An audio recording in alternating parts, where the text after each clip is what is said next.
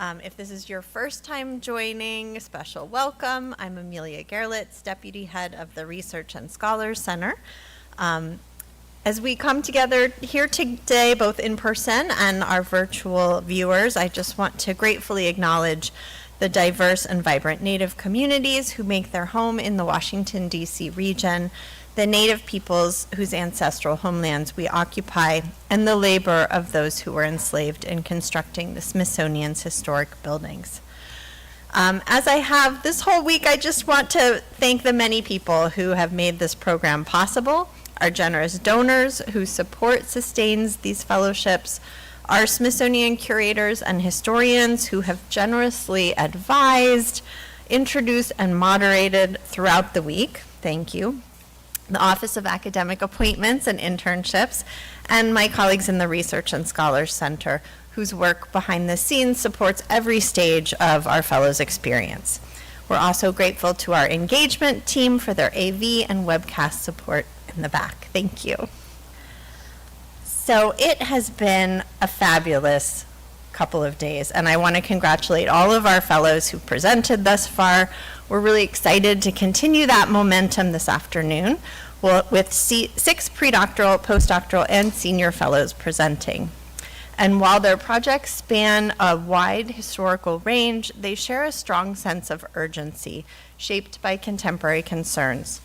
The first panel explores artists' material interventions into histories of oppression, and the second considers the ways in which artists have grappled with the forces that shape cultural identity across the Americas. Before we get started, a few reminders. The views expressed by today's speakers are their own and do not necessarily reflect those of the Smithsonian American Art Museum. If you're here in the auditorium, please take a moment to silence your cell phone as we are recording these talks. And for those of you who are joining online, please note that closed captions are available, and we really encourage you to submit your questions to the speakers in the YouTube comments section. We will get to them during the Q&A. We'll hold all questions and comments until the end of each session, when speakers will return to the stage for discussion. And now please welcome me and join me in welcoming Eleanor Harvey, our senior curator, who will introduce our first speaker.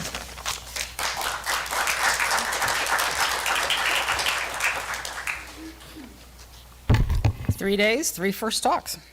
Not bad.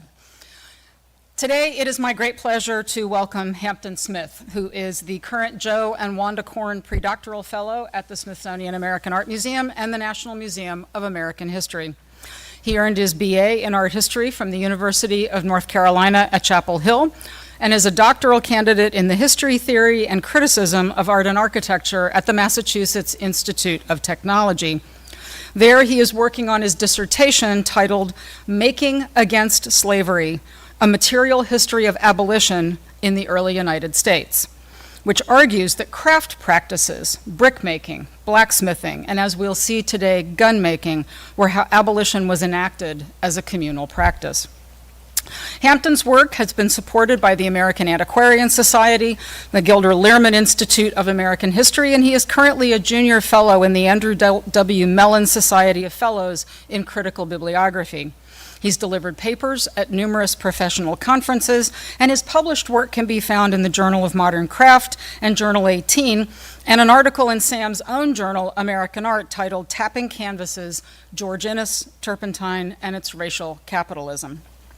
His talk today is titled The Protective Multiple, Gunsmithing and Black Refuge. It examines the firearms of James Monroe Jones, a freed slave who became one of North America's preeminent gunsmiths after emigrating to Chatham, Canada West, a black mecca for freed emigres and fugitive slaves during the mid-19th century.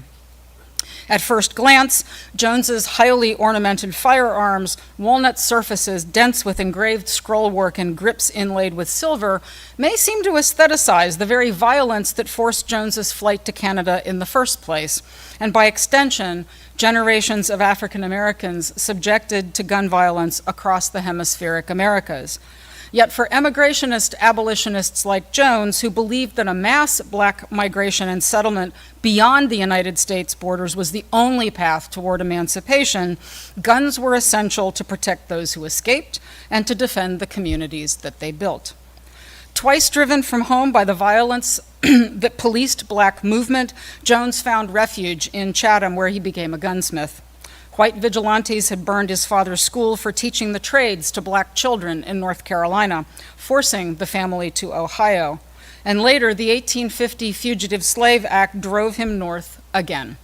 In Chatham, he rebuilt what vigilantes had destroyed, an industrial school for skilled black freedom seekers. There, he produced firearms from interchangeable parts, supplying black communities across Canada and the American West, including California and Oregon, and helping to arm John Brown's raid on Harper's Ferry. This paper reframes the narratives of black settlement and throughout the history of gunsmithing, arguing that Jones's firearms embody what abolition required, the material means to flee, to settle, and to fight. Will you please join me in welcoming Hampton Smith?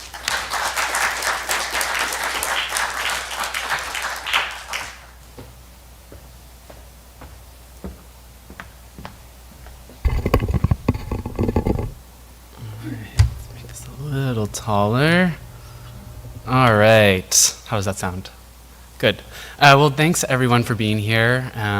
It means the world. And thanks to my fellow fellows, everyone involved to get me to this point. This is for you all. So, this is the Protective Multiple Gunmaking and Black Refuge. In September 1860, the Prince of Wales stopped in Chatham, Canada, to receive a gift during his royal tour of British North America.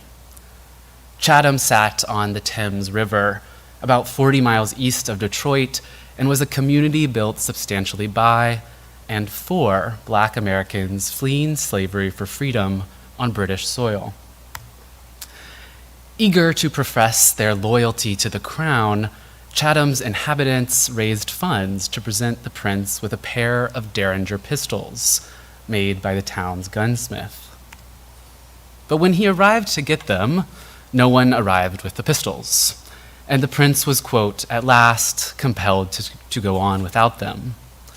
The paper's only explanation was that the pistols were made by Mr. Jones, a colored man. In other words, someone had decided that a pair of pistols made by a black man were not worthy of the prince. Scenes like this were not unusual in the 19th century. Even in freedom, black makers were routinely denied recognition for their work. But Canada was supposed to be the exception. After it had abolished slavery in 1833, towns like Chatham that bordered the United States became known as last stops on the Underground Railroad, key destinations for what scholars today call immigrationist abolition, the belief that black freedom required leaving the pro-slavery United States for places like Canada. And by mid-century, the craft trades were cited as proof that immigration was viable and successful. As Samuel Ward recounted, quote, the best builder in St. Catharines was a black man. The best horseshoer in Toronto was a black man. And in Chatham, James Monroe Jones was the best gunsmith in Canada, if not all of North America. Despite facing persistent racism, Jones was regarded as a living testament to the kind of artisan immigrationist abolition produced, and a rare one at that. After all, in the country he had fled, Jones was far more likely to be a target of firearms rather than their maker. For black Americans in the 19th century, guns were not neutral objects. They armed the slave catchers and patrollers, and they fueled the legal and extra-legal militias and mobs that continually enabled the disposability of black life. Guns were also at the center of abolitionist debates at mid-century. Some abolitionists believed in nonviolent moral suasion, appealing to white sympathy through images like Wedgwood's 1787 medallion, "Am I Not a Man and a Brother?" Others, like David Walker in his 1829 appeal, called for black people to be, quote, "well armed for battle." And as a gunmaker, Jones may seem to belong to the latter camp. His guns look as though they relish the form: gilt-engraved derringers, silver inlaid walnut rifles, lock plates dense with acanthus scrollwork. It is indeed tempting to read Jones's guns as explicitly condoning violence, potentially even aestheticizing it.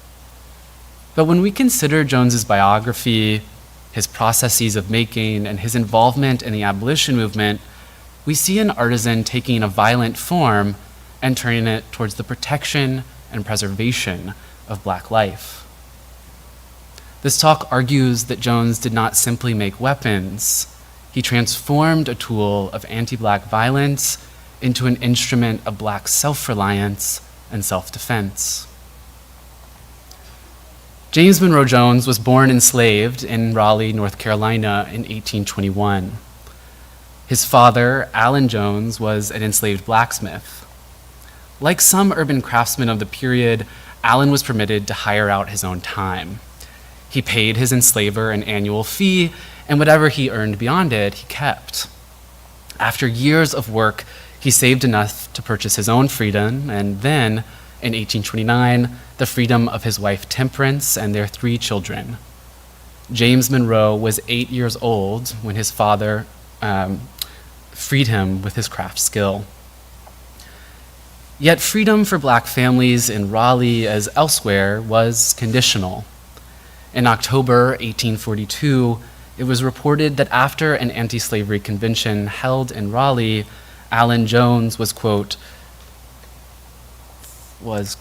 forcibly taken from his own house in the dead of night by a mob, and so beaten, bruised, and mangled that doubts are entertained of his recovery. The Weekly Standard condemned the attack, insisting that a man's house was supposed to be, quote, his castle, as the law defines it. But 2 years earlier, North Carolina had made it a misdemeanor for any free black person to keep a firearm in his house. The Joneses' home was, by statute, indefensible. Fearful of rising anti-black sentiment, Allen Jones sold their house, including his blacksmith shop, 2 anvils and bellows like those you see depicted here. The tools that had bought his family's freedom were now liquidized to fund their escape. By March 1843, the family fled. A Raleigh slaveholder complained in the press that his apprentice had vanished the night the Joneses left, quote, doubtless lured by the family of Allen Jones. Aided by abolitionist contacts along the way, the family traveled north towards Cincinnati, Ohio, through the kind of scene black landscape painter Robert S. Duncanson would paint less than a decade later. Born the same year as James Monroe, Duncanson depicts the free city of Cincinnati from the perspective of slaveholding Covington, Kentucky. In the rural foreground, an enslaved man stands with a scythe, talking to 2 white children while a black woman hangs laundry beside a cabin. Across the river, the rooftops and rising smoke of industrial Cincinnati extend to the horizon. To move through the painting, then, is to follow the Joneses family. Our eyes travel from the plantation labor of the slaveholding South in the foreground, across the water, and into industrial freedom of the North. But just as in North Carolina, the law again worked against the Joneses. While slavery was banned in Ohio, beginning in 1804, the state passed a series of laws restricting black settlement, mobility, and labor. This was especially true for black craftspeople. White artisans saw skilled black workers as economic competition, and they organized along the color line. For example, as abolitionist Isaac Knack recounted, when a free black cabinet maker who from Kentucky entered a Cincinnati, Ohio shop, the white workmen put down their tools and announced, quote, they would never work with a slave. Seeking freedom, the Jones family made their way past Cincinnati to Oberlin. There, amongst other Black abolitionists, the Jones family found refuge for nearly a decade, with James Monroe graduating the college in 1849, and as this photograph reveals, 3 of James's brother graduating shortly thereafter. But just a year later, Congress passed the Fugitive Slave Act of 1850, which required all U.S. citizens to assist in the capture and return of any Black person alleged to be a fugitive slave. The accused could not testify in their own defense. There was no jury nor appeal. Slave catchers came with federal authority and often with their rifles and pistols, seizing Black people on northern streets and in their homes. Freeborn and formerly enslaved Black people alike were kidnapped and sold south. Within weeks of the law's passage, the lithograph effects of the fugitive slave law circulated through northern cities. In the foreground, 4 Black men collapse under gunfire from a row of top-hatted slave catchers firing in unison from behind a fence. It was from this scene of armed white violence that James Monroe Jones again took flight, this time to the Freedom Colony of Chatham, Canada, where he would take up the gunsmithing trade, perhaps a response to the threats he had repeatedly faced. Chatham was one of many Canadian towns where Black Americans took refuge, as you see in this map of Underground Railroad routes, highlighted in red. By 1852, an estimated 35,000 lived in the province on Ottawa, Ojibwe, and Potawatomi land taken forcefully through the McKee Purchase of 1790 and subsequent treaties whose terms remain contested today. As exiled settlers, pushed onto stolen Indigenous lands by racial violence, Black fugitives undertook, quote, businesses of various kinds and eventually, quote, many-owned property. Jones came as part of this vanguard and knew his community would need guns to protect themselves. As one Black orator declared, there are 10,000 fugitive slaves in Canada today capable of bearing arms. They are practicing the use of firearms, and the mothers nurse their children with milk and with vengeance together. Jones not only answered this need, but took an active role in Canada's abolitionist circles. Upon arrival, however, immigrationist abolitionists were embroiled in an ideological schism. On one side stood Henry Bibb and the Canada Refugee Home Society, an organization that solicited donations from white anti-slavery societies to purchase land and resell it to formerly enslaved settlers in 25-acre lots. But these settlements were laid out on segregated tracts and restricted to fugitives, leaving freed people of color like Jones ineligible. Mary Ann Shadd, an educator from Delaware, disagreed. The Refugee Home Society, she argued, was, quote, a begging scheme that recreated the very dependence on white capital that immigration was supposed to dissolve. Her counterposition was integrationist and self-funded. Black immigrants should finance their own schools, churches, and businesses within Canada's white society. Within a year, she would launch her own paper, The Provincial Freeman, with the motto, "Self-reliance is the true road to independence." Jones shared her point of view.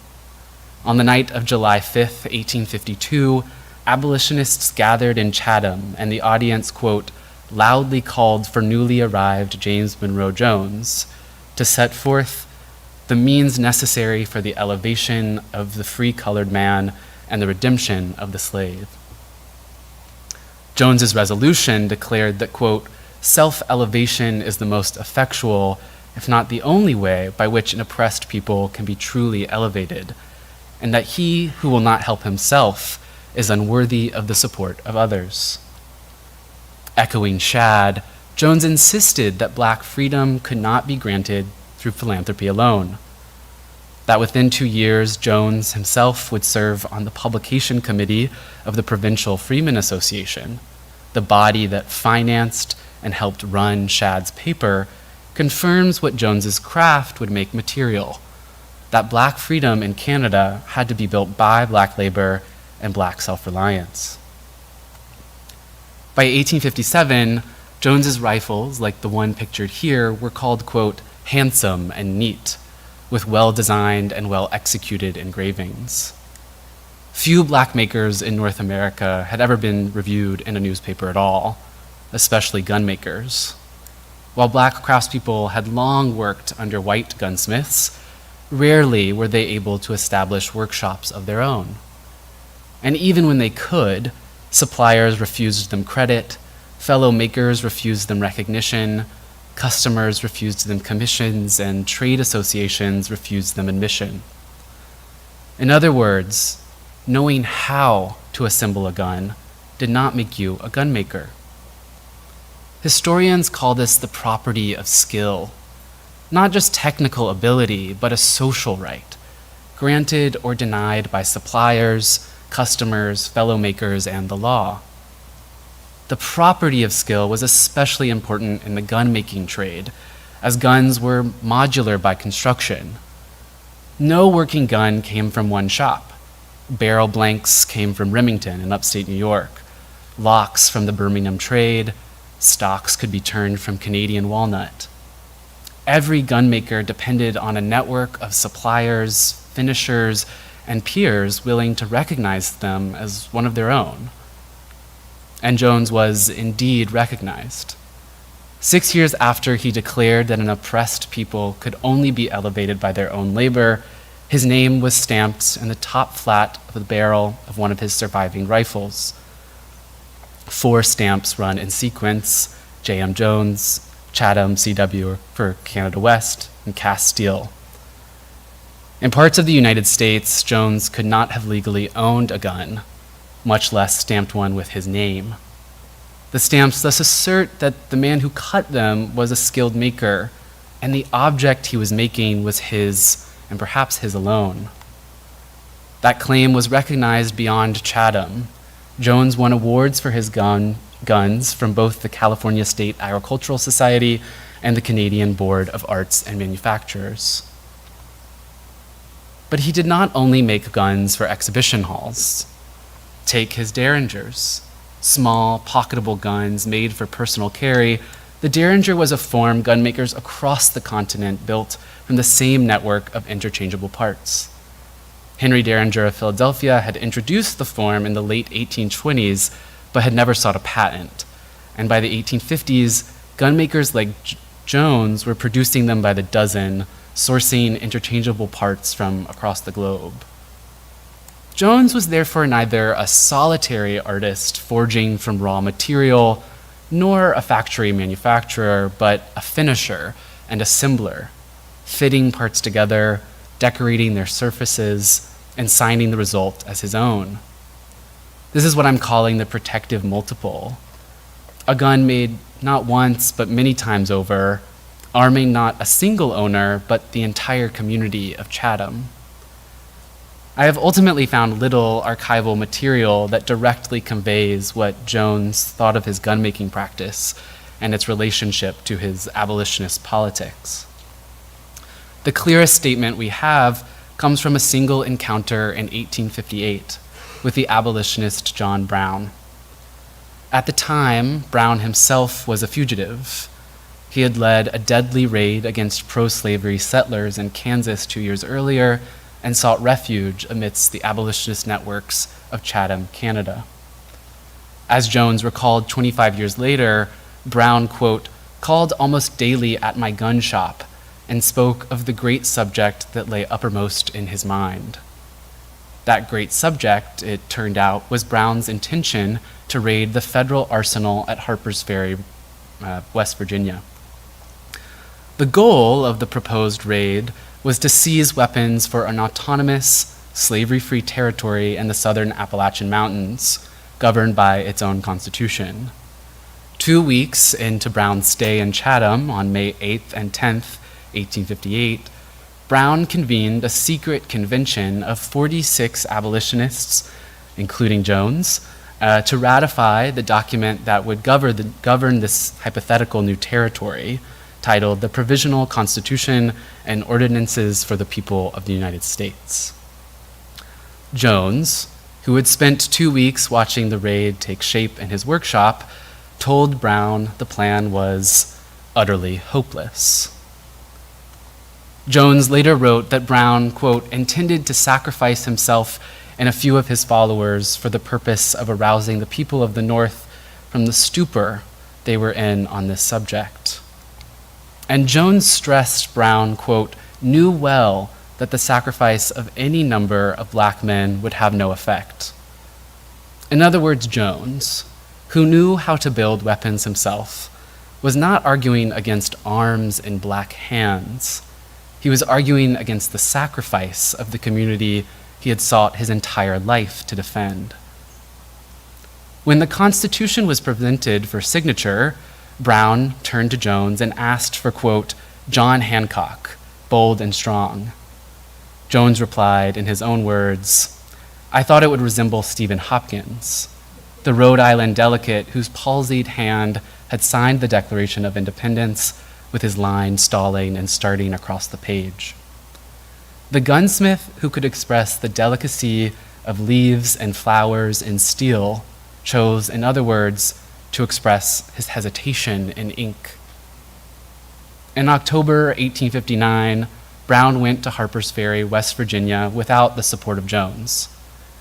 The raid failed within 36 hours, and Brown was hanged that December. Jones had been right about the cost, but Brown's martyrdom did help push the country into the Civil War.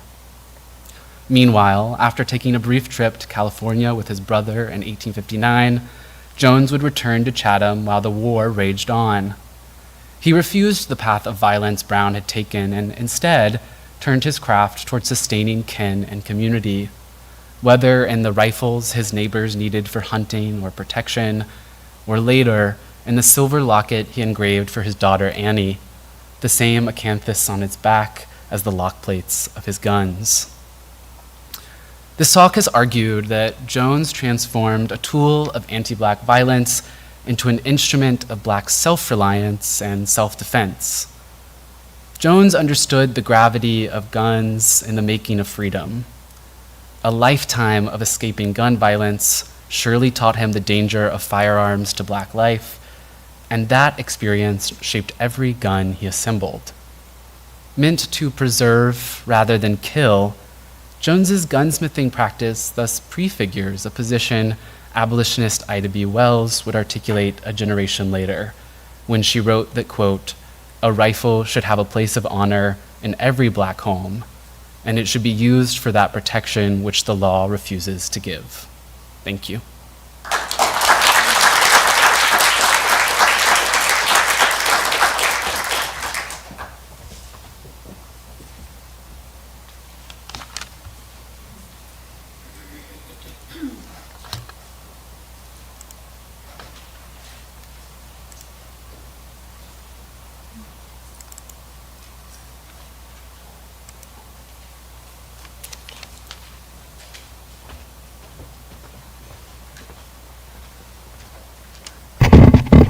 Hello, I'm Karen Lemmy, the curator of sculpture at SAM, and I'm delighted to introduce Dr. Allison Bigelow. I'll say when I first came into contact with her, I was very perplexed, or really curious about how the curator of sculpture here at SAM could possibly have anything to offer to someone who was then chair and associate professor in the Department of Spanish, Italian, Portuguese, and program in Latin American Studies at the University of Virginia in Charlottesville. But Allison quickly read me in, and I remain amazed at her really expansive interdisciplinary methodology, intertwining language studies, metallurgy, and art history. Today, she comes to us as the Associate Professor of Spanish in the Department of Romance Languages and Literatures at the University of Notre Dame. And her book, Mining Language, Radical Thinking, Indigenous Knowledge, and Colonial Metallurgy in the Early Modern Iberian World, won 4 book prizes. It was published by Omohundro Institute of Early American History and Culture for the University of North Carolina Press in 2020. I'm just reading that title of the book. You can see how many, they're not just tentacles, they're actually pillars that are so deeply rooted in disciplines and really make me wonder about how we organize research and intellectual thought, and whether these barriers really do exist. In any case, she has published 30 articles on the history of science, technology, indigenous knowledges, and gender systems in colonial Latin America in journals across this wide range of disciplines. Her major fellowships have included ACLS, the Huntington, Folger Shakespeare Library, John Carter Brown Library, and she was a visiting fellow in Latin American Studies at Princeton. As well as significant to this project, the Charlottesville Area Community Foundation. So from 2014 to 2025, she was at the University of Virginia, and during the pandemic, from 2021 to 22, she co-chaired UVA's presidential committee, focused on an enormous bronze by sculptor Robert Ingersoll Aitken. So here was our point in the crossroads. And she was working on a sculpture that had been removed, George Rogers Clark statue, which we'll hear about, which stood on the campus for nearly a century. Her first co-chair on that committee was Barbara Brown Wilson from the School of Architecture, and subsequently the co-chair was Teresa Pollock, Monacan Nation. Allison is now working on a book that's about the process, and she's working on this with Teresa, but also 2 other consultants from the project, Beverly Payne, Okanichi Saponi Nation, and Sheila Howells, the cultural heritage professional who was formerly the Cultural Resources Officer of Pamunkey Nation. I'm delighted to welcome her to the podium. She is just today finishing as our George Gurney Fellow, and she's working on this research for this forthcoming book, Monumental Sovereignty. Thank you. Please come.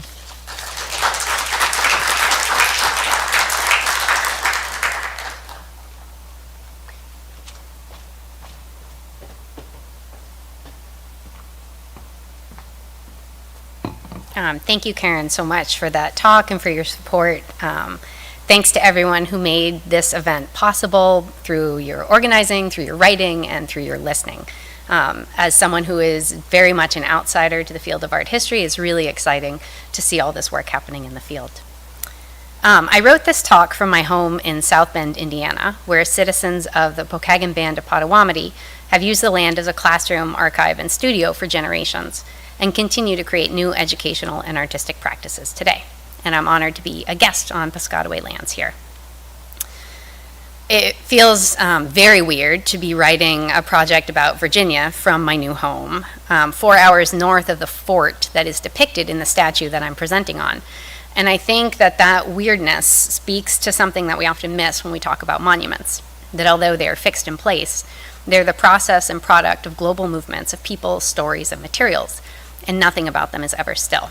I want to apologize. I got a cold right before this, so thanks to Hampton for the Zyrtec, but I'm going to be coughing a lot, and you'll just have to pretend that it sounds like I didn't swallow a cat.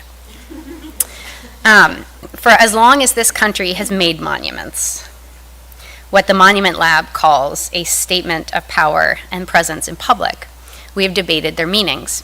Art historians trace the first statue removal in the U.S. to the tearing down of a monument of King George III on July 9th, 1776. And that story was retold throughout the early Republic by artists who replaced the print's mostly black actors and white spectators with mostly white actors and native spectators who seemed to want no part of the protest. Stories about statues were always on the move. And today, 250 years later, as we think about the legacy of 1776 and the possibility of a fully democratic society, community activists, religious leaders, government officials, and academics continue to contest the meaning of monuments. On the left, the debate is mostly about whether they help or hurt social movements. For the latter, Reverend William Barber II, co-chair of the Moral Mondays protest, which is a nationwide interfaith movement for dignity within racial capitalism, argues that removing statues, but not statutes, fails to address systemic issues of poverty and injustice. In contrast, political theorist Juliet Hooker insists that monuments are central to the fight for racial equality because we as a society speak through them to impart important civic lessons that shape citizens' political imaginations. So that's the left. On the right, according to a recent forum in the Journal of the Civil War era, debates often break down along some form of citizens saying, you can't change the past, so why would you want to tear down history? So this is sort of the two camps that we've been stuck in. But in the words of the philosopher John Oliver, monuments are not how we record our history. Books are, museums are, Ken Burns' 12-part miniseries are. So if we're at a point where some of our most incisive thinking and sharpest correctives come from comedians, and I didn't realize at the time that I'd be presenting the day after Stephen Colbert gave his last show, but this makes my appreciation of the comedians all the more relevant.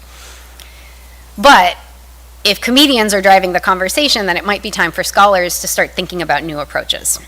In the past 20 years, historians and art historians have shown convincingly that monuments have more to do with the politics of their installation than the histories that they pretend to represent.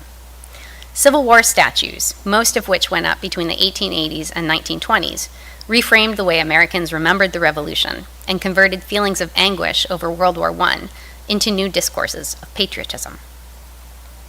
And in this way, statues defy many of the sacred binaries that we hold so dear in academic scholarship. They're privately funded and placed in public. They're supposed to be about the past, but they're really about marshaling present resources to shape future debates, or what Slavic literary scholar Svetlana Boim elegantly calls the future of nostalgia. So in other words, statues are really complicated, and our public debates about them are often distressingly simplistic. In 2021, the Monument Lab conducted an audit of 500,000 records of commemorative properties maintained by private institutions, as well as federal, state, local, and tribal authorities in the U.S. and its colonies. They found a landscape dominated by monuments who would be considered white, male, and wealthy in our common understanding today, often steeped in the violence of slavery and genocide, as well as the violence of erasure, since sculptors rarely use models from the community for their statues, coins, or medals. Cyrus Dallin conflated Algonquin and Plains styles, and James Earl Fraser created composite profiles, in this case based on an Oglala Lakota chief named Sinte Maza, a Cheyenne chief named Ishainishus, and a third, he said, who I cannot recall, as he told the Bureau of Indian Affairs in 1931. And today I'm going to describe a collaborative project that removed one such statue from the University of Virginia in 2021 and used a formal process of tribal consultation to redesign the park where it once stood. And that park should reopen in 2027 or 28 or 29. Sometimes these things can drag on. Much of what I'm going to show on the screen and describe through my words is disturbingly violent, and I want to signal that it's okay to look away, to leave the room, to put me on mute or pause the recording if you're watching live or later. As committee members and now as co-authors, we use all of those strategies and others like forming friendships and texting baby pictures and grandbaby pictures and silly cat memes to take care of ourselves for the past 5 years. Two of my co-authors are citizens of their nations, Teresa Pollock and Beverly Payne, and the third, Shaylee Howells, is a cultural heritage professional. Our book, which is now about 2/3 of the way drafted thanks to this fellowship at SAM, traces the life cycle of the George Rogers Clark statue from the year 1000, when Monacan land ethics structured relationships in central Virginia, to the rupture of those lifeways with settler colonial institutions like plantations and universities, and sometimes one and the same. From there, we talk about the man at the center of the statue, George Rogers Clark. Clark was born in 1752, a few miles from UVA, but he lived most of his life in the Ohio River Valley, where he became a general during the Revolution. And if you're struggling to remember who Clark was, you are not alone. Articles from the statue's unveiling conflated him with his younger brother of the Lewis and Clark expedition, and artists also got confused, saying George Rogers when they meant William, or in the case of Aitken, fudging George Rogers' name 5 years after making the statue. After his death in 1818, George Rogers Clark quickly fell into what Theodore Roosevelt called deserved obscurity. And newspapers, around the turn of the century, ran front-page statements from leaders who refused to erect statues of a treasonous mercenary. Until 1920, Clark was not a man to be celebrated.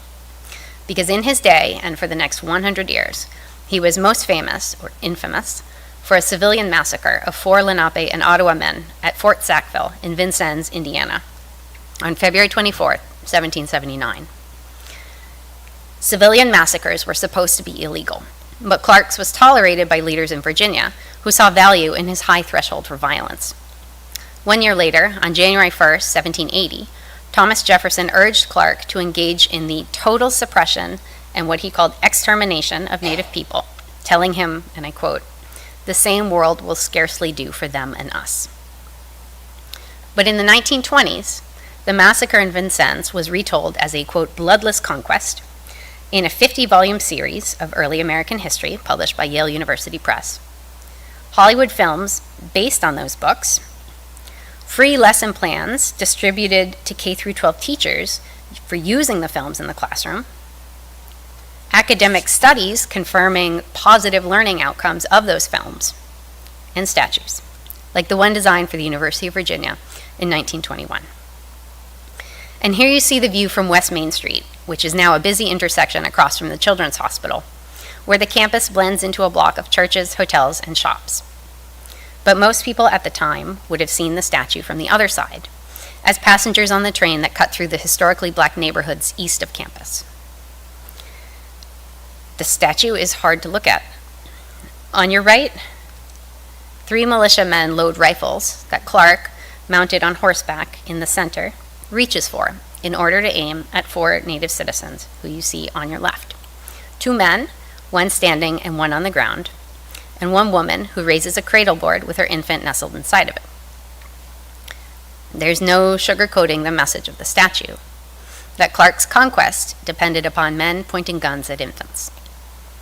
And today, writes historian Michael Witkin, a citizen of the Red Cliff Band of Lake Superior Ojibwe Nation, we would call this ethnic cleansing, because without children, a people have no future. This statue was made by Robert Ingersoll Aitken, for which he received a gold medal from the National Sculpture Society. It was installed in Charlottesville on November 3rd, 1921, and here are a couple pictures from that day. And I can't tell if the flags on the far right are Confederate, but if so, they would not have been out of place, as we see at the Stonewall Jackson unveiling 2 weeks earlier. Clark is not a Confederate monument, but both were funded by Paul Goodloe McIntyre, who also paid for Charlottesville statues of Robert E. Lee and the Lewis and Clark expedition. That work depicted Shoshone knowledge holder Sacagawea in a subordinate and dehumanizing position. So I'm showing a photo that was taken before she was added. So these statues were designed at the same time by sculptors who moved in the same circles. They were funded by the same patron and poured at the same factories. In their artistic and financial networks, Charlottesville's settler colonial and Confederate monuments were inextricably bound. Tracing the life cycle of their materials shows how they were also part of the same systems of alienation and dispossession that tied people from Asia, Africa, Europe, and the Americas, none of whom had any say in the matter. And this is where we're trying to give a new language to talk about the statues, taking this life cycle approach. The Clark statue was poured by the Gorham Manufacturing Company in Providence, Rhode Island.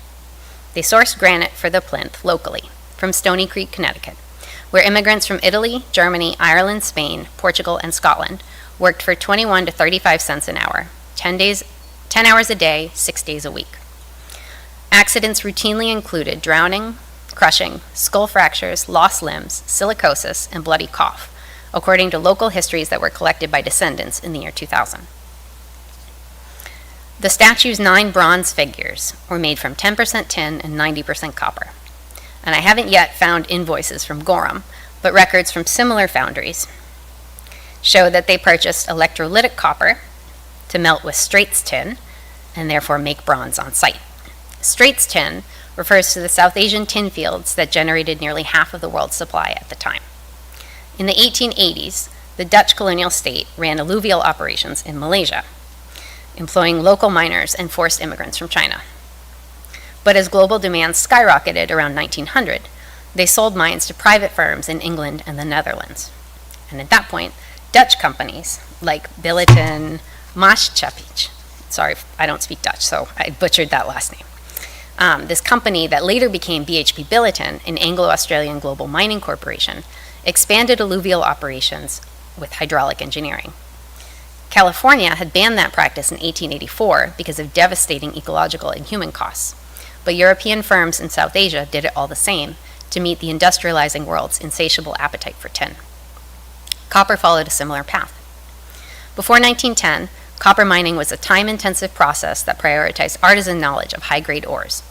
But in 1912, the development of flotation technologies, a new kind of wet process metallurgy, in a mine outside of Salt Lake City, upended the global economics of copper. Now it was more profitable to blast indiscriminately and extract maximum volumes of low-grade ore than it was to carefully select by hand. With this change, U.S. firms shifted to Latin America, and especially to Chile, which was home to some of the world's largest deposits of low-grade porphyry ores, and recently displaced agrarian workers who couldn't organize for better conditions. By the time the Clark statute was poured, U.S. companies controlled 87% of Chilean copper mines, most of which Chile had recently taken from Peru. From 2004 to 2005, I taught English classes in one of those BHP Billiton mines.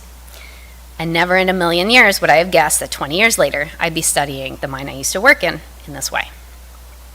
We can't say for certain whether the copper was Chilean or American, because it was refined and sold in the same units, going back and forth as paper representation and actual goods from holding companies, brokers, and jobbers.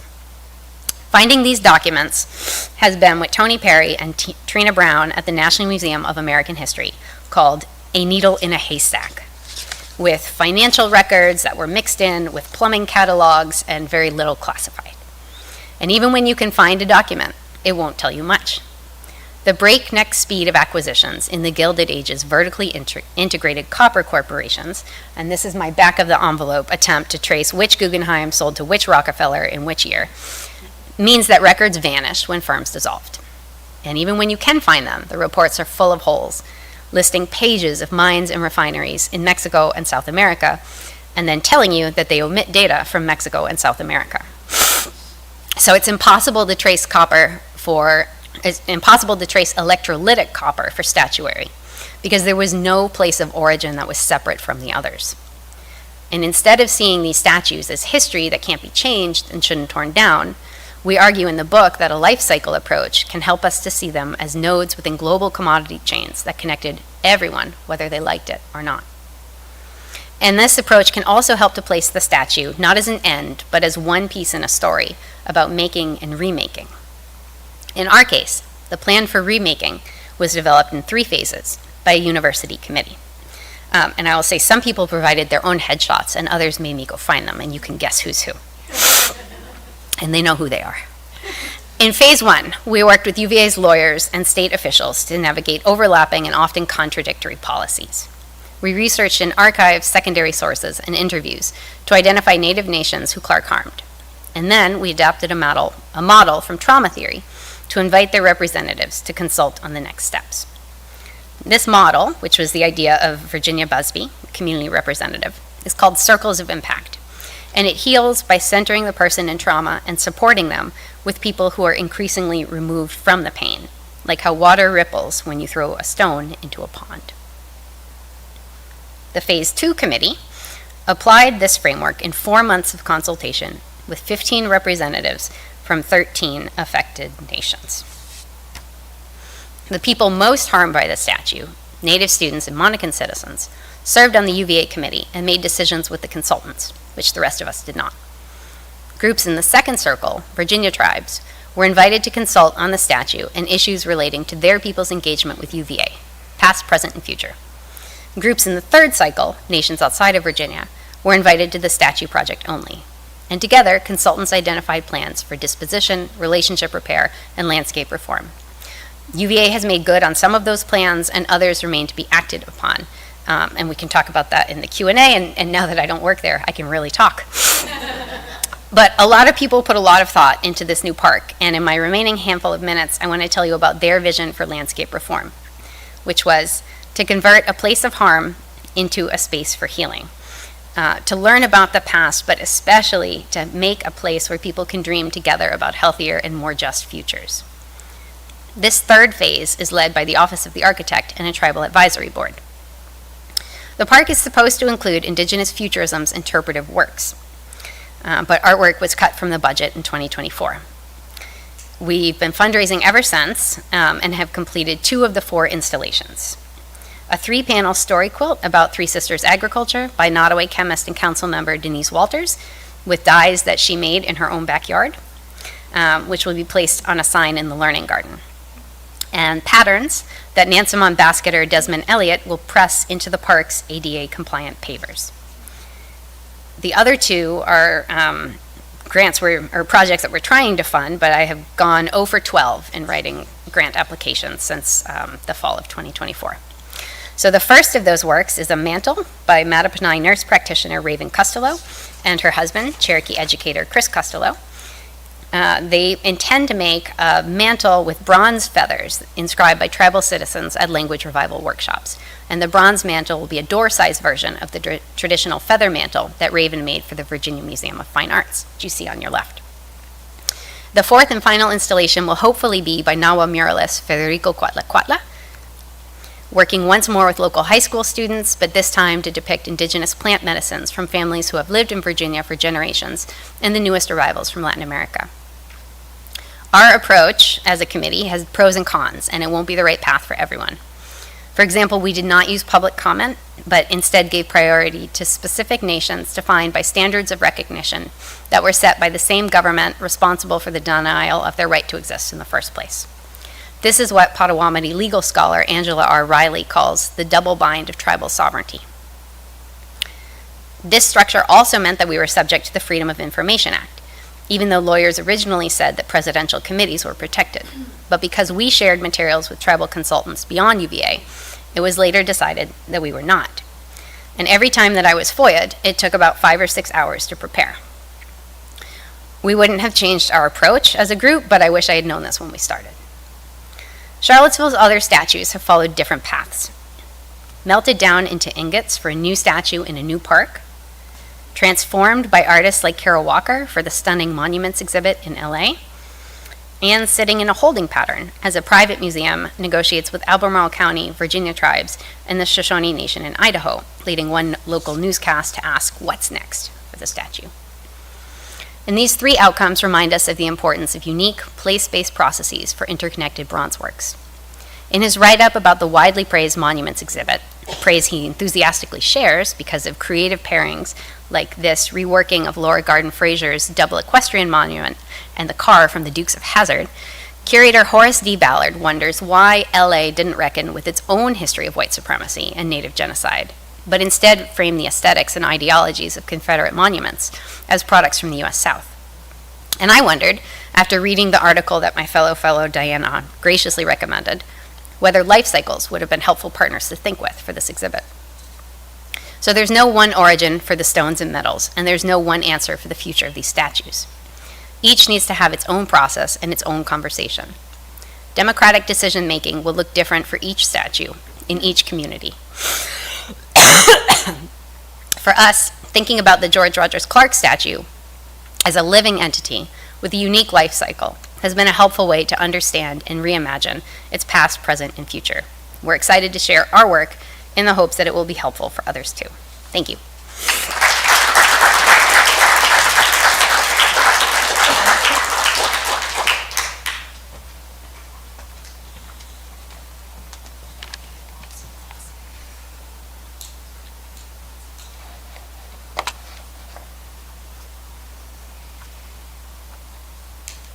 Sorry, disappearing mouse.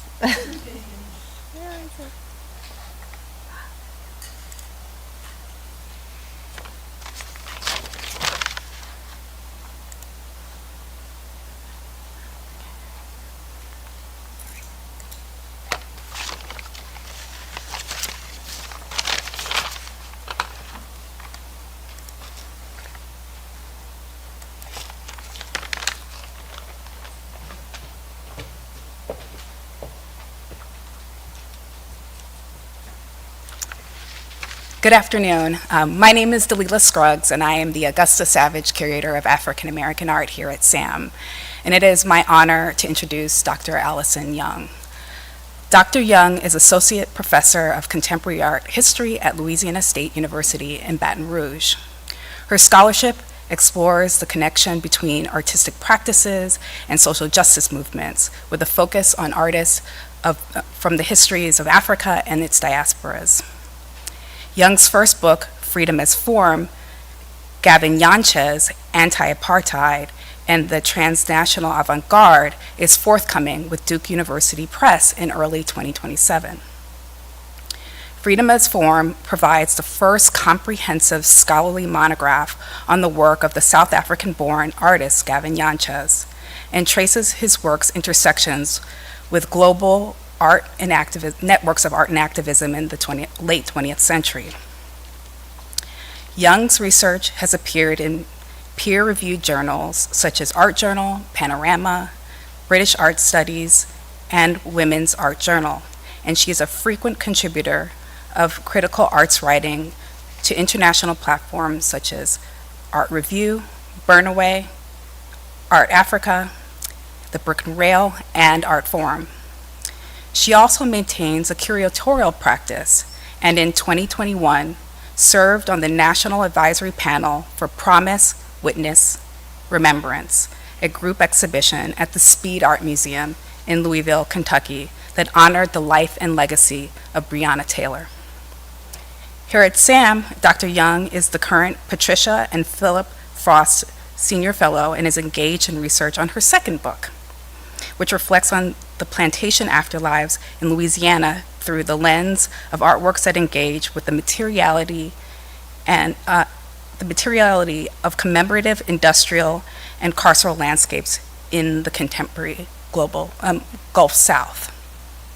I'll end on a personal note. I first became familiar with Dr. Allison Young's work and a deep admirer when I ended up at a gallery in Brooklyn in like 2014.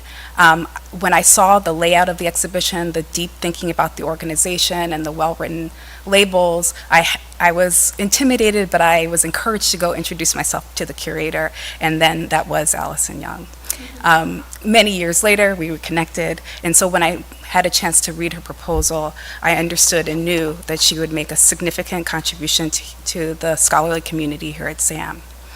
And so it gives me great pleasure to introduce Dr. Allison Young.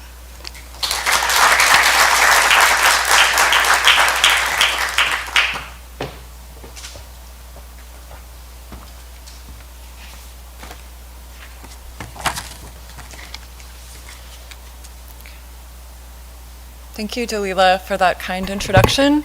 I'd like to thank Dalila and my other co-advisor, Paul Gardulo, as well as the staff at the Research and Scholars Center here at SAM, the cohort of fellows, and everyone who's been such a great thought partner throughout this year. And thank you to everyone who's here today. So the talk is A Landscape Without Prisons, Abolition Aesthetics in Louisiana.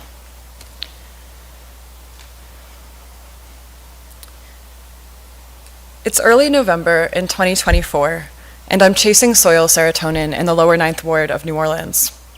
My knees are caked in mud, and my elbows are getting scratched as I reach my arms through a thicket of Virginia creeper, an invasive weed that's suffocating the pumpkin plant that I'm trying to wrest free.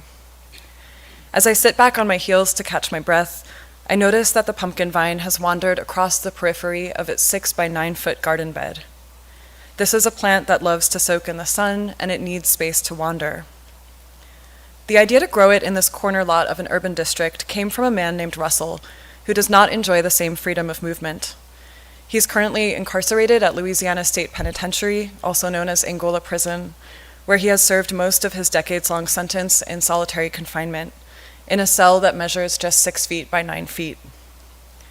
Nearby, a life-sized replica of one of these cells is nestled among verdant fronds of sugarcane, tobacco, cotton, and indigo, and the fibers of these plants will be pulped with lime, water, and clay to form the material from which the garden beds are constructed.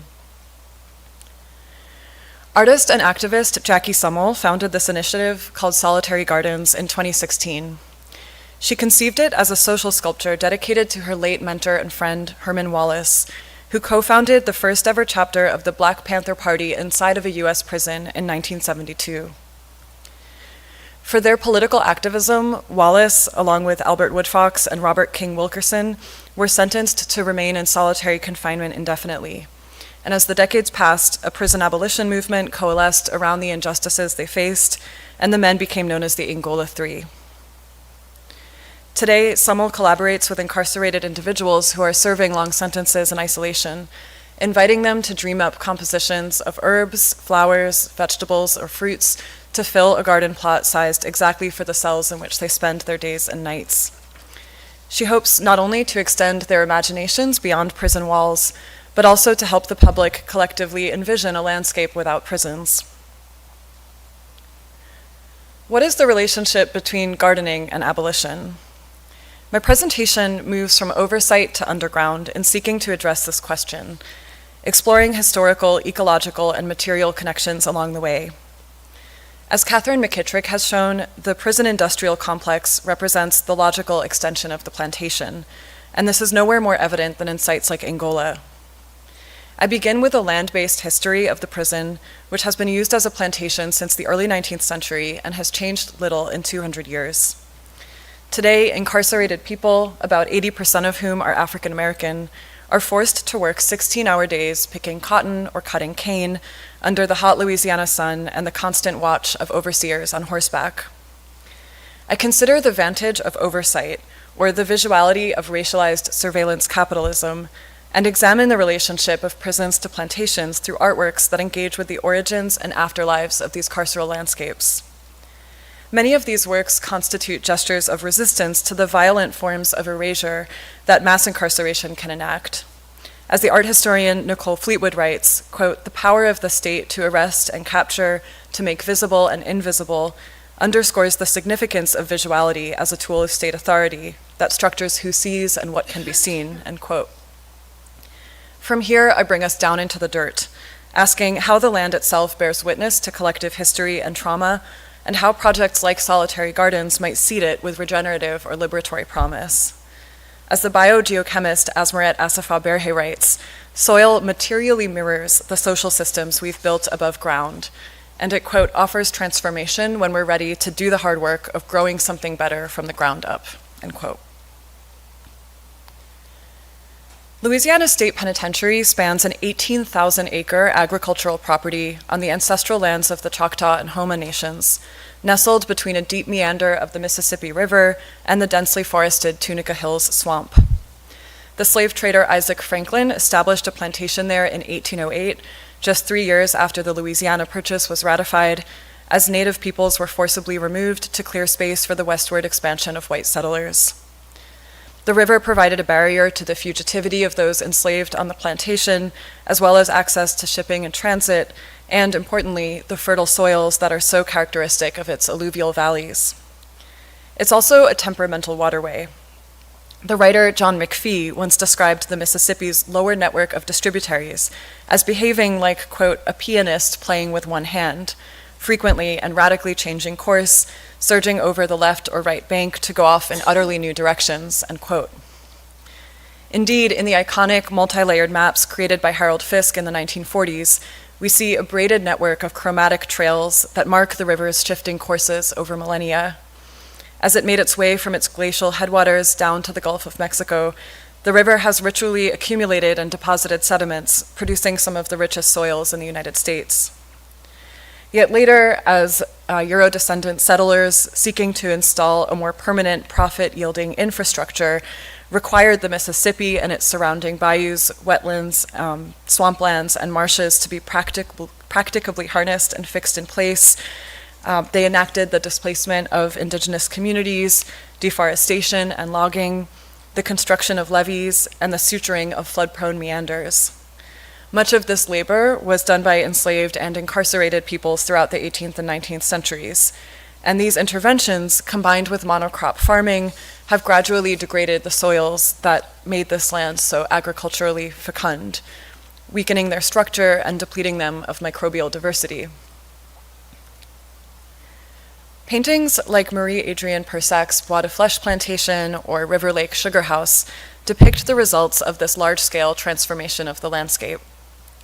We see expansive properties, sometimes demarcated by picket fences that enclosed residences and plots, with crops arranged in neat, productive grids and rows, and the coordinated efforts of enslaved people who harvest sugarcane, while an overseer on a white horse, in the painting on the right, looks on. With their Euclidean geometries, elevated perspective, and spotlight on efficient labor, such works emphasize the aesthetic dimension of what Nicholas Murtzoff calls oversight, the framing and normalization of systematized exploitation, often by white settlers, of human beings and the natural world. Murtzoff traces oversight explicitly to the slave plantation, which he refers to as the first domain of visuality. Oversight was composed through practices of taxonomy, or the naming and ordering of the world, observation, referring to techniques of surveillance that ensured productivity and compliance, and enforcement through legislation such as the Code Noir, which was enacted in 1724 across the French plantation colonies throughout the Americas to regulate every aspect of enslaved people's lives. As McKittrick puts it, the plantation complex, with its associated systems of extracted labor and surveillance capitalism, created, quote, an uneven colonial racial economy that legalized Black servitude while simultaneously sanctioning Black placelessness and constraint, end quote. Such conditions have stubbornly persisted through today. In 1857, Louisiana legalized the practice of convict leasing, whereby incarcerated people could be trafficked to work for private plantations, railroads, and factories. When the 13th Amendment was later passed, ostensibly abolishing the institution of slavery, it created an exception for those convicted of a crime. And since then, unsurprisingly, widespread racial profiling in policing and structural patterns of disenfranchisement have contributed to the outsized proportion of Black Americans who are impacted in some way by the criminal justice system. What is now Angola Prison is a living monument to the ways in which the present is haunted by this past. Following the Civil War, a former Confederate major assumed control of Angola Plantation, which he oversaw through convict labor, and shortly thereafter, in 1901, the state purchased it as a prison farm.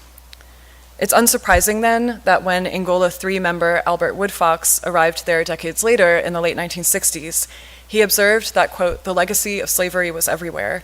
It was in the ground under our feet, and the air we breathed, and everywhere we looked, end quote. This reality is made visible across the oeuvre of the New Orleans-based photographers Keith Calhoun and Chandra McCormick, who have been visiting Angola regularly since the early 1980s. In one image, at right, we see an armed white overseer on horseback in the foreground as Black prisoners work the fields. In others, men who have been sentenced to closed cell restriction or solitary stare out from small cages, the walls of which tightly compress around the photographic frame, just as they do the subjects' bodies. Oversight is manifest in structures like the concrete and steel guard tower that once stood over Camp H, a segregated dormitory at Angola, now in the collection of the National Museum of African American History and Culture down the street. That same tower is depicted in a recent textile work by Gary Tyler, who arrived to Angola in 1974 at age 17 with a death sentence for a murder he did not commit. He was incarcerated for over 40 years until he won his release in 2016. Now an artist, works such as Camp H represent that experience and help the artist to kind of work through and express the trauma he endured during that time at Angola. In Camp H, he represents a hopeless gray day, one of tens of thousands that he endured at Angola. An exemplary symbol of the Foucauldian panopticon, the tower stands in for Tyler's constant awareness of surveillance, even without the presence of figures. The ground and sky blur into a hazy fog, framed and enclosed by the alternating black and white stripes of a prisoner's uniform. Time stands still, save for a flock of birds who traverse the open sky, their bodies reduced to linear arcs that remind us just how distant their relative freedom must have felt. And as Tyler relayed to me a few months ago at his studio, he was actually part of a crew who were tasked with removing this tower from the grounds of the prison in 2013, when Smithsonian curators came to acquire the guard tower for the museum. So you can see it in the galleries today, and I like to think that it kind of bears the mnemonic and material trace of their collective effort. Tyler's artistic practice, and a contemporary example is on the left, originated with his co-founding of a hospice program at Angola, when he and his peers began to produce memorial quilts for those who passed away while in prison. Some compositions hone the dynamic abstraction of Black Southern textile traditions, while others contain more narrative scenes that emphasize mutual care and exemplify what Christina Sharp calls wake work, a collective tending to the dead, as well as survivance amidst, quote, the changing presence of slavery's as yet resolved unfolding, end quote. Healthcare in prisons is notoriously poor.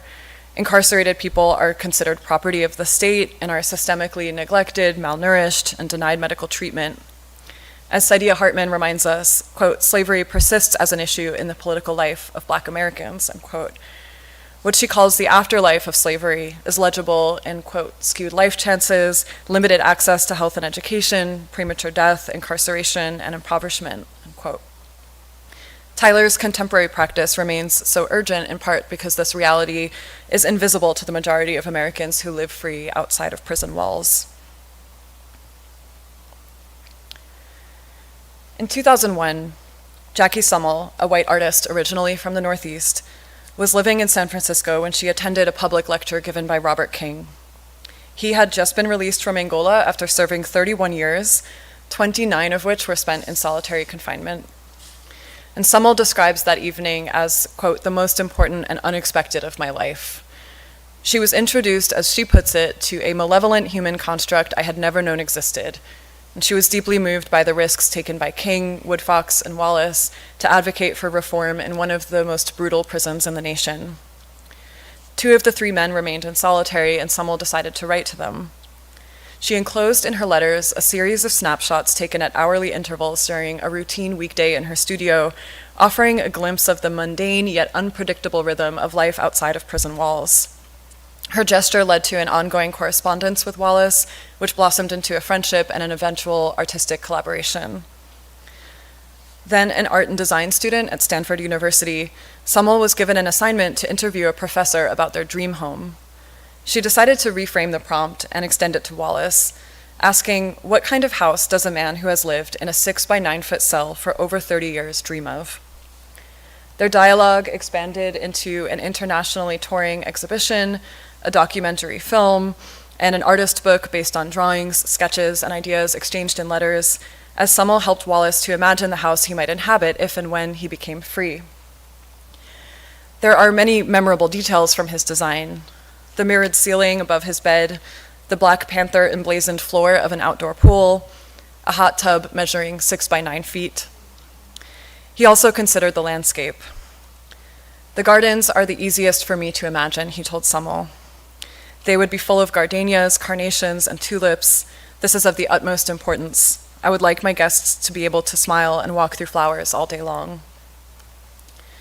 Herman Wallace was finally released on October 1st, 2013, but already suffering the late stages of advanced liver cancer, he passed away 3 days later, a free man. It's been almost a decade and a half. A memorial portrait of Wallace, painted on a weathered sheet of scavenged wood, now greets visitors and volunteers among the overgrowth at Solitary Gardens. Pollinating insects buzz excitedly among the fruit trees and fresh blooms. Humid air nourishes wide-leafed flora, and Jackie pours a shot of freshly pressed sugarcane juice for the morning's volunteers. Outside of this small Eden, the lower Ninth Ward pulses with a quiet spatial rhythm. Vacant lots, boarded-up corner stores, and hastily constructed houses that mimic the shells of the city's historic shotgun homes. The Ninth Ward is inextricably tethered to Angola, despite the 140 miles of highway, wetlands, and plantations that separate them. As a neighborhood affected by hyper-incarceration, its residents have endured endless cycles of divestment, over-policing, and the systemic extraction of young men from the community. Once celebrated for its high rates of Black homeownership, the lower ninth was devastated beyond recognition by the man-made catastrophe of Katrina and has struggled to bounce back. According to one report, just about 30% of families who fled after the storm in 2005 have been able to return. Calhoun and McCormick were among those who came back, only to find their home and studio inundated with floodwater, mold, and rotting drywall. They decided to place their damaged negatives in the freezer to dry them out, and later enlarge them to create prints that bear the mesmerizing residues of water damage and loose sediment interacting with photochemical compounds, thus reinforcing the tragic intersections of environmental and social violence that underpin disasters like Katrina. These transformations are profoundly resonant in the case of a series of photographs depicting the harsh labor conditions on sugar plantations across the river parishes, what we now call Cancer Alley, on account of the toxic levels of pollutants emitted by nearby chemical refineries. Otherworldly veils of aqua, turquoise, and indigo pool and crackle across the pictorial surfaces of each print, such that the images now materially and conceptually resound with layered allusions to plantation labor, the carceral landscape, environmental racism, and the unevenly distributed traumas of climate crisis. Indeed, nearly the entire 3-hour trip from New Orleans to Angola, which cuts through and beyond Cancer Alley, offers drivers and passengers an endless vista of sugarcane fields in the foreground and petrochemical refineries in the distance. These parallel visual registers compress the history and future of extractivism in the southern landscape. As artist and writer Imani Jacqueline Brown points out, the topsoil of this landscape has been stripped by a century and a half of monocrop industrial sugar production, worked by a century and a half of black labor. And once monocrop agriculture has drained life from the soil, she continues, the oil industry spreads throughout the earth's fractal viscera. Her skin crawls with prisons and petrochemical plants. This violence is endured by the living archive that is the land itself, which bears witness to and is changed by the histories that transpire on its surface. Soil scientist Asmit Asifa Berhe, who studies how the microscopic traces of human presence are absorbed into the ground, explains that our chemical signatures can be detected in the land for centuries. Her observations enhance the material and historical poetry at work in an installation called Soil by the New Orleans-based artist and activist Shana Griffin, who was an advocate for the Angola Three from the late 1990s onward. Griffin is building an inventory of earth collected from the sites of former sugar plantations along River Road. She gathers her samples furtively, sneaking onto private properties with jars, trowel, and camera in hand. And small seedlings have begun to sprout within a few of Griffin's jars, demonstrating that the earth, like human communities in diaspora, can survive and transform even while displaced. Flowers bloom from the same ground where blood was spilled, as Berhe writes, adding that, quote, the remains of those who lived are continuously transformed into something that can sustain the lives of future generations, unquote. In her important essay, Novel and History, Plot and Plantation, Sylvia Wynter draws a distinction between the capitalist colonial ideologies at the heart of the plantation complex and the small provision grounds tended by enslaved peoples who, like their ancestors, aspired to nourish the soil rather than degrade it. Those fugitive gardeners offered the first fruits of their harvests back to the earth, to honor it, but also perhaps to mitigate the ecological damage wrought by monocrop agriculture in what Wynter calls an act of guerrilla resistance to the plantation system. Summel's latest initiative, the Abolitionist Apothecary, is similarly motivated by care and the sustenance of community rather than by profit. Using plants grown at solitary gardens, chosen by incarcerated collaborators, she produces tinctures, herbal remedies, and medicinal teas that are provided at low or no cost to anyone impacted by the criminal justice system. And she often reminds us that Herman Wallace also tried to grow plants while held captive at Angola, but his steel and concrete cell was too hostile of an environment to support even the most modest of seedlings. Summel has referred to her project as a social sculpture, using a term coined by the German avant-gardist Joseph Beuys for artworks that seek to shape the world itself. At Solitary Gardens, the short walls of each garden bed are laid in a formation mirroring the floor plans of solitary confinement cells. Summel shares a template for the garden, you can see at right, with each incarcerated collaborator, in which they specify a desired composition of plants to fill a space that mirrors the one in which they're confined. But these walls aren't formed of concrete and steel. Instead, volunteers use an invented material called revolutionary mortar, made of the fibers of plants like cotton and sugarcane, which are among the major cash crops of the plantation era. The mortar then symbolically constructs, but also dismantles, geographies of displacement and constraint. Because the prison walls turned garden beds are biodegradable and organic, they eventually will break down. And just like the offering of first fruits in ancestral African plots, they will replenish the earth itself.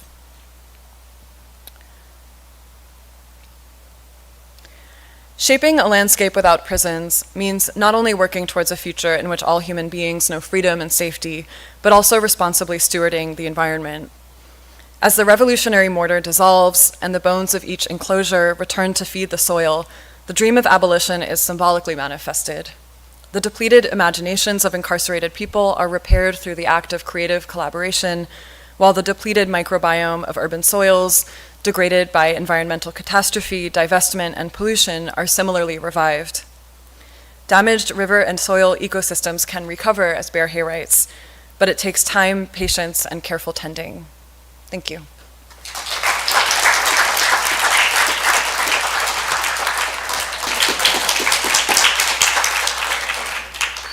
We are getting ready to start the second and final session of the day, and also of this fellowship year, which is incredible. My duty and pleasure is to introduce Marina Alvarez. Currently, Marina is a Smithsonian Latino Studies Predoctoral Fellow. Her research is supported by the National Museum of the American Latino, and it has been a delight to co-host her here at SAM. Marina comes to us with an impressive list of academic and curatorial accomplishments. She holds an MA in Spanish language and literatures from Loyola University, Chicago, and is pursuing a PhD in art history from the University of Illinois, Chicago. Her doctoral work employs decolonial feminist theories to examine 20th century Mexican, indigenous, and Chicane art. She has also published articles on the political potential of feminist graffiti on both sides of the US-Mexico border. For example, her article, Monumentality and Anti-Colonial Resistance, Feminist Graffiti in Mexico, was published with Public Art Dialogue in 2022.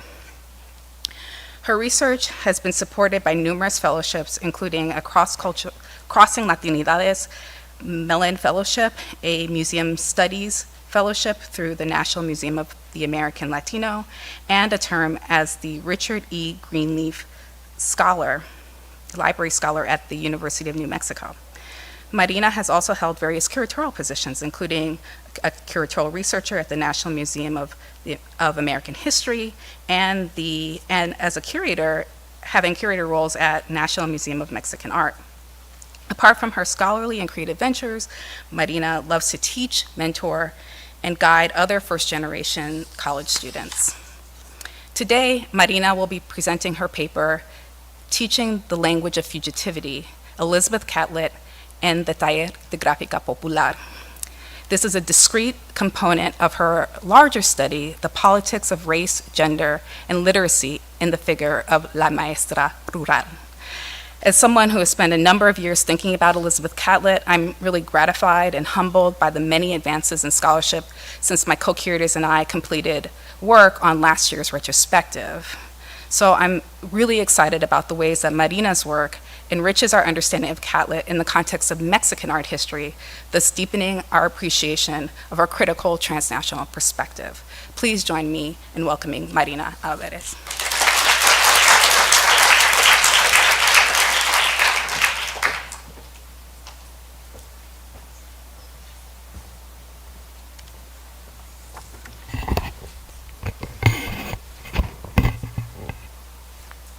Thank you so much, Dalila. And I do have to thank the staff at SAM and the National Museum of the American Latino for the opportunity to be here today. I also have to thank my dissertation advisor, Emmanuel Ortega, my friends and family for the years of support. And before I get started with the presentation itself, I do want to mention there are some depictions of violence, so please go ahead and do what you need to do if you find them particularly uncomfortable. So.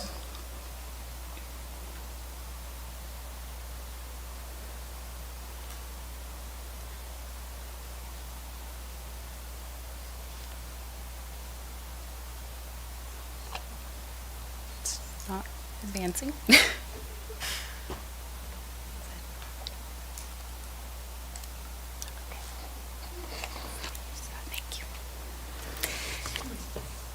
In 1948, Mexican artist Leopoldo Méndez created the lino cut shown here, Pequeña Maestra, qué inmensa es tu voluntad. The print portrays a maestra rural, a rural school teacher with her back facing the viewer. The print has a clear horizon line that shows an empty, arid landscape where there is no living life in this land, and to demonstrate that it is far from Mexico's capital. As the maestra sets forth on her mission, driven by her will and passion, the clouds camouflage her guides and protectors. 2 eagles and a celestial figure that utilizes a flag as its steering spear. One of the eagles holds a rattlesnake in its beak, a direct ode to the Mexica origin story of Tenochtitlan, modern-day Mexico City, an image replicated on the Mexican coat of arms. Together, these symbols of the nation direct La Maestra Rural through the unknown rural lands. This print by Méndez corresponds to a larger archive of the archetype La Maestra Rural, which appeared after the Mexican Revolution in 1921 and was characterized in an array of media, murals, prints, and film. She was a figure associated with the many educational programs, including rural schools and cultural missions, created under the newly founded Secretariat of Public Education. She was meant to represent national unification through the establishment of Spanish as a national language and foment a sense of belonging. In a country with more than 68 languages, which were referred to as dialects, the representations of rural education disguise the desires to integrate and assimilate indigenous nations residing in the lands called Mexico. As I bring these images together here, not previously discussed in academic literature, I ask, who is educating and how is this education visualized? As the graphic increased accessibility to the processes of art making, there was a Black artist in Mexico whose prints would invoke a transnational dialogue. DC-born Elizabeth Catlett traveled to Mexico City in 1946, where she studied sculpture at the National Art School La Esmeralda and participated in the Taller de Gráfica Popular, the People's Graphic Workshop, which I will refer to as the TGP. Co-founded by Leopoldo Méndez and Luisa Renal, Pablo Higgins, the TGP was an artist collective that addressed the working class and depicted the timeliest national and international news issues. The TGP's interest in a notion of the public was a response to the government-funded mural programs, which were at times critiqued for being placed out of the public's general view. The graphic, which was placed in the public sphere, was considered a cost-effective method to circulate ideas and generate solidarity with the struggles of the most marginalized people around the world. The founding of the workshop in 1937 coincided with the rise of fascist regimes, the Spanish Civil War, World War II, the Second Red Scare, and the effects of Jim Crow laws in the United States. Due to these concurrent and interrelated social issues, the TGP sought to create art that spoke to the people directly and within that moment. For these reasons, many artists were attracted to the visual languages developed in the TGP studio, which often provided an expression of the social conditions in their home countries. Elizabeth Catlett created this lino cut I have studied in ever-increasing numbers at the TGP. In the print, 2 young women are seated with books on their laps. Behind them, two older women glance over their shoulders. A teacher stands adjacent to the sitters. With her arms extended across her torso, the gesture signals she might be in the middle of a lecture. Although the teacher stands as her students are seated, the composition draws a horizontal line that connects the subjects in the frame and communicates a continuance of education. Art historian Melanie Herzog states that based on the working class attire of the students and adult women, Catlett most likely drew inspiration from her teaching at the Radical Carver School in Harlem, where she was prior to her residence at the TGP. The print speaks to many histories simultaneously. For one, literacy in the United States has been weaponized to yield access to rights. Second, women have been denied education to enforce gender domestic roles. Catlett knew personally several obstacles to pursuing an education. Initially accepted into Carnegie Institute of Technology, the offer was rescinded once the university learned Catlett was a Black U.S. American. She attended Howard University in her hometown, which arguably fomented her socially conscious aesthetic. Later, she pursued her studies in art at the University of Iowa, where she was the first graduate of an MFA and was the first Black woman to receive the degree from the university. A few years later, when Catlett was teaching at Dillard University in New Orleans, she arranged for her students to view a Picasso exhibition at the Delgado Museum, now the New Orleans Museum of Art, which at the time was a segregated space. She organized for them to visit on a Monday when it was closed for the white public. For many of her students, it was their first time in a museum. This linocut is one of 15 in the series titled The Black Woman, a collection of prints that portrays the labor, struggles, and resilience demonstrated by historical Black women figures as well as everyday Black women. After producing this series, and by the end of 1947, Catlett was a member of the TGP and had made Mexico her permanent home. In his essay, La Maestra's Fugitive Pedagogy in Mexico, art historian J.V. Desemvirale proposed a study of Catlett's teaching career in Mexico's, quote, as a form of fugitivity. Desemvirale borrowed the phrase fugitive pedagogy from education scholar Jarvis R. Givens, which explores how Black educators undermined systems of power to incorporate alternative curricula and modes of learning. Moreover, Givens underscores how education and literacy for Black U.S. Americans could historically be an illegal or fugitive act, but offered a mode of liberation and space of refuge from capture. Desemvirale examines Catlett's work within and beyond the National University, UNAM, where she became the first woman to teach sculpture. He writes, quote, her teaching by example offered students sanctuary, stability, and reconnection with imaginaries beyond the imperatives of domination, end quote. As Desemvirale frames fugitivity as a lens for Catlett's teaching philosophy, I find it is a practice embodied in several of her works on education and literacy with the TGP. I argue that deeply conscious of the histories of her home country, Catlett's work subverts the trope and convention of la maestra rural and lends the language of fugitivity to present literacy and education as a tool of survival. Her works here envision how education could take place outside of the state logics, which called for assimilation and integration from the periphery to the center. In many of her prints, Catlett disrupts the social relationships of racialization, class, and gender, which are essential to maintain in fomenting a nationalist sentiment. In the lesson, a maestra is notably absent from the composition. The drawing was included in a TGP film strip called Who Wants War, Who Wants Peace, created for the 1949 Continental Congress for Peace hosted in Mexico City.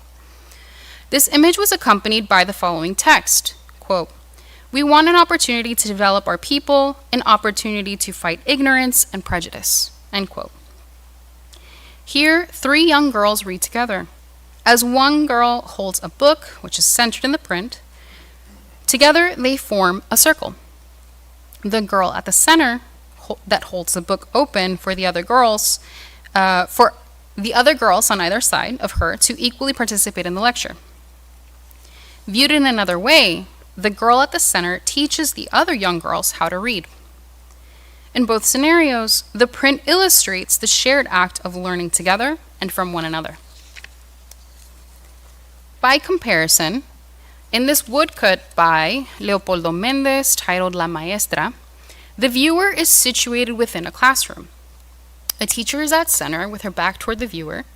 As some rest their heads in their hands, all the students' eyes and attention are drawn to the teacher, whose arms are raised in the middle of a lesson. There are no books in the composition. The lesson here takes place didactically.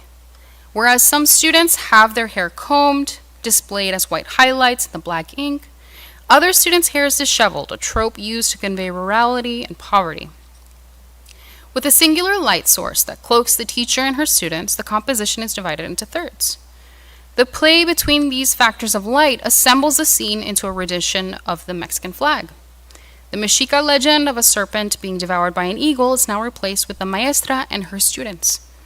The effect links the project of education with the nation. Many members of the TGP had worked in various facets of the Secretariat of Public Education in rural schools or cultural missions and continued the partnership by collaborating in art-driven educational initiatives. In 1944, the President of Mexico, Manuel Ávila Camacho, enacted the national campaign against illiteracy.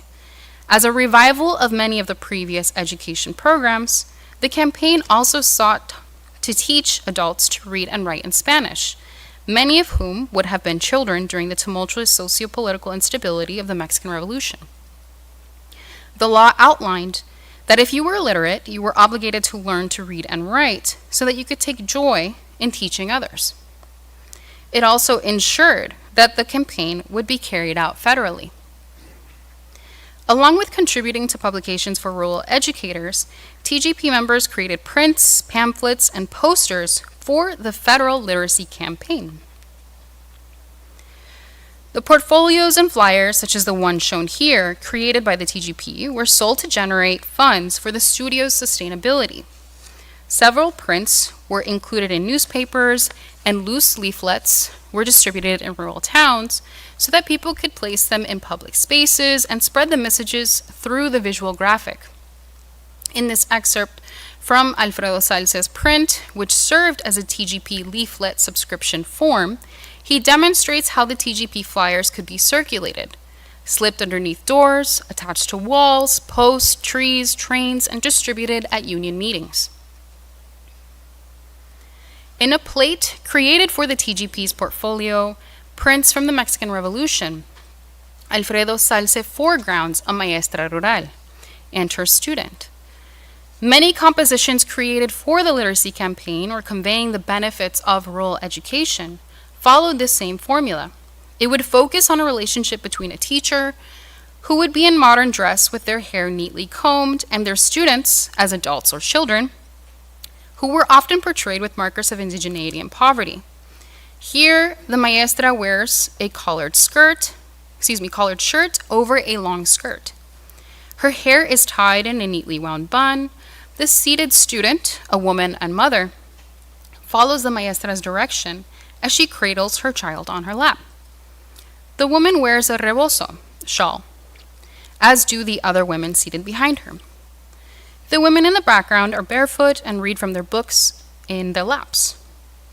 The maestra points with her left index finger at a text on the table in front of her student, where she follows with her own finger.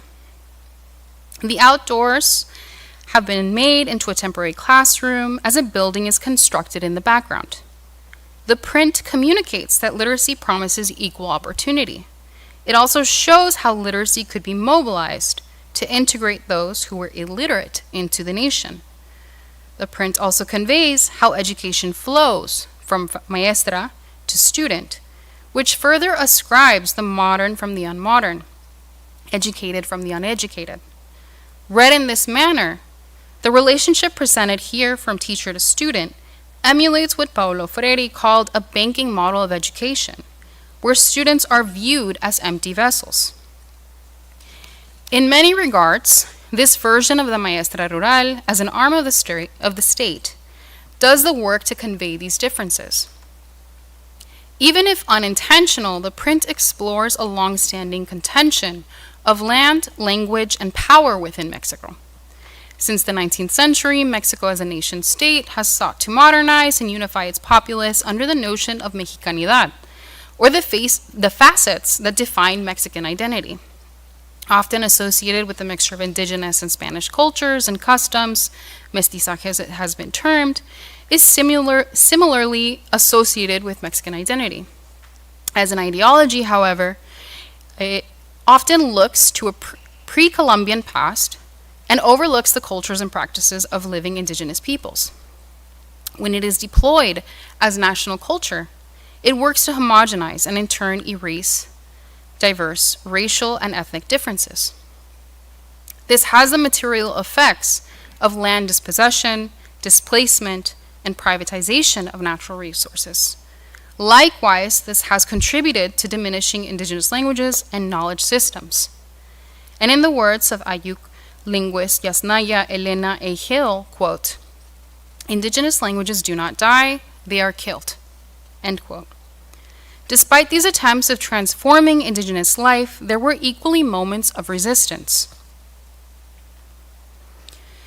The TGP's portfolio, stamps from the Mexican Revolution and Catlett's The Black Woman series, were produced within the same years during an administration in which several of the rights fought for during the Mexican Revolution were overturned. Land reforms were revoked, education was privatized, and the Catholic Church gained access to its privileges to land and education, which it had lost in the previous administrations. As many artists within the TGP utilized the archetype of a maestra to demonstrate rural self-determination, today they also serve as a reminder of these histories of internal colonization. As such, any representation of the maestra or education that challenges these narratives definitively stands out.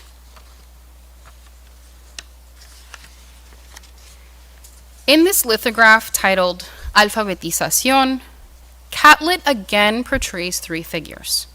The print appeared on the cover of Mexico Reads, quote, "the official publication of the National Campaign Against Illiteracy." The print was also included in a portfolio about Mexican life. Here, three indigenous women are seated facing one another. At center, a woman looks directly at the woman to her left. The woman on the right of the composition holds a book in her hand and appears to be reading or speaking. The woman at center looks pensive with a tinge of awe. On the left of the composition, a woman wrapped in a rebozo is only visible in profile. She listens attentively. In this scene, the viewer is not provided full access to the figures in the composition. If the figure that holds the book is read as a maestra rural, in the way other scholars have identified her, she defies several conventions established in other prints by TGP members. Equally, it forces us to contend with how her figure has been typified. She is dressed exactly like the other women, her students. She occupies the same plane as them. They seem to be peers. As we are given a partial view of this reading scene, together they share knowledge. Catlett presents the scene as an act of communion among these women, which constitutes the core of education and literacy. Similarly, Catlett imagines here how education can exist beyond the state's desires to transform rural and indigenous life and knowledge.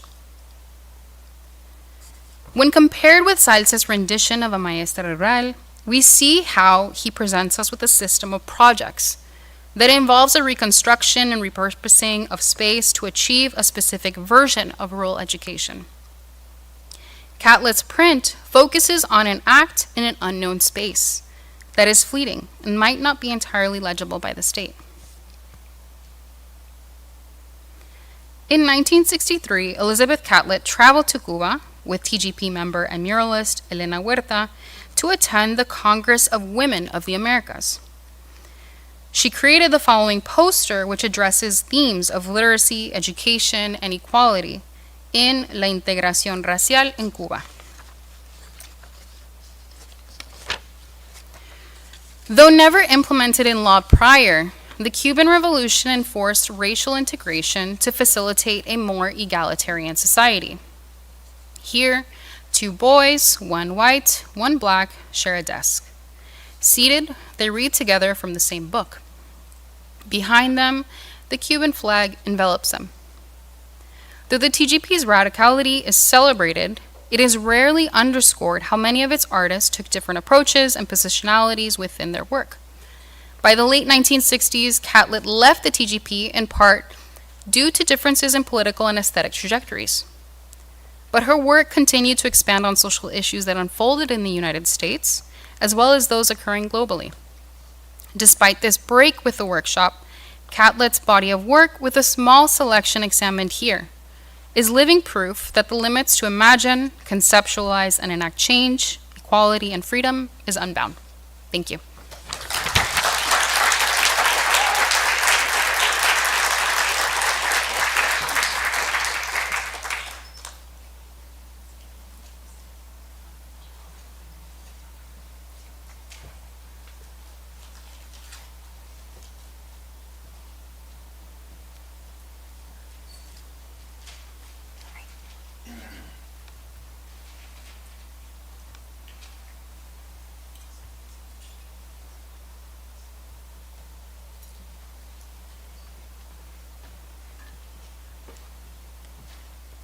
This will be the last time you see me, but I get to do the honors of introducing Dr. Kim Bobier. Dr. Kim Bobier is a postdoctoral fellow at SAM and an adjunct assistant professor in the Department of History of Art and Design at Pratt Institute in Brooklyn, New York. Her scholarship has been supported by various Pratt fellowships as well as those from the Whitney Museum of Art's Independent Study Program, Luce ACLS, and the Mellon Black Metropolis Research Consortium. Dr. Bobier has written Dr. Bobier's writing has appeared in a variety of publications, including American Art, Art Journal, Digital Humanities Quarterly, ANCA, the Contemporary African Art, Journal of Contemporary African Art, and Women and Performance, just to name a few. As an art historian and educator specializing in modern and contemporary art, she focuses on United States critical race studies, Black studies, surveillance studies, intersectional feminism, and embodiment studies. These perspectives animate her book project, Capturing the Body, Embodying Racializing Surveillance. This book investigates how US-based body art since the 1960s has engaged technologies of bodily identification and measurement. Dr. Bobier argues that artwork in this legacy dismantles biometric's flawed logic, which is rooted in white supremacy and colonial eugenic histories. Her presentation today is drawn from the first chapter of her book and is entitled Evidence That Bleeds, Reading the Bodily Index in David Hammons and Anna Mendieta's work as Biometric Critique. Please join me in welcoming Dr. Kim Bobier.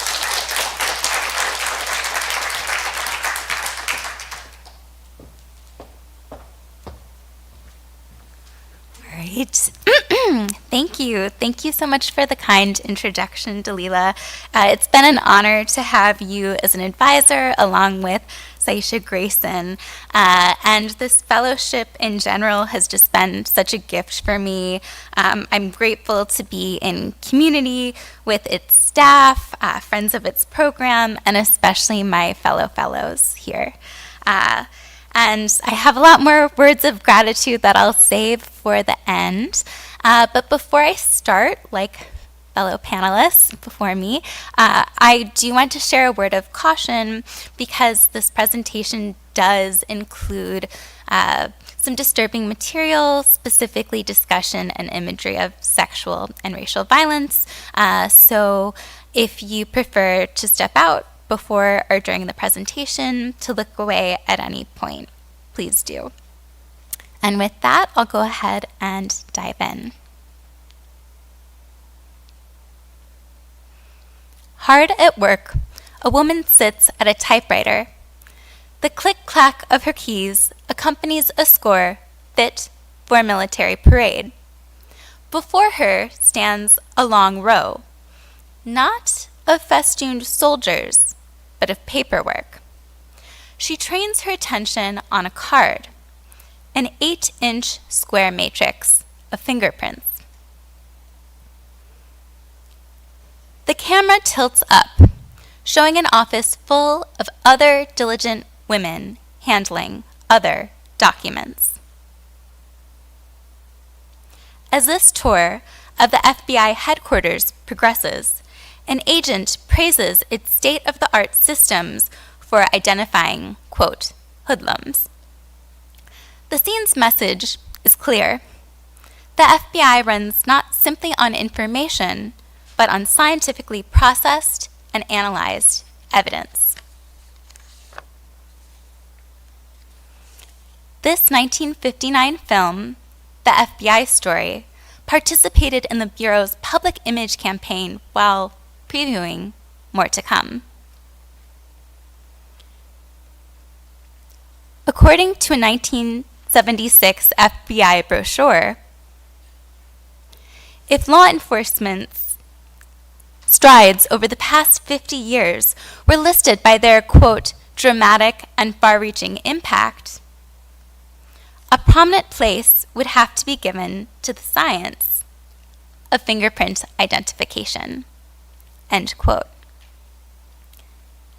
In the government's narrative, fingerprinting was a beacon of impartial national security. This rhetoric responded to a challenge. During the 1960s and 70s, U.S. citizens grew leery of domestic oversight. The FBI's secret counterintelligence program, COINTELPRO, created to track communists, had turned on anti-war, feminist, Puerto Rican, and Black freedom organizations. COINTELPRO's 1971 public exposure confirmed many citizens' fears about the government invading their privacy. A veneer of high-tech neutrality thus became crucial. The FBI celebrated new computerized fingerprinting, promoting it as an objective innovation in service of U.S. citizens rather than the government's intensifying surveillance over them.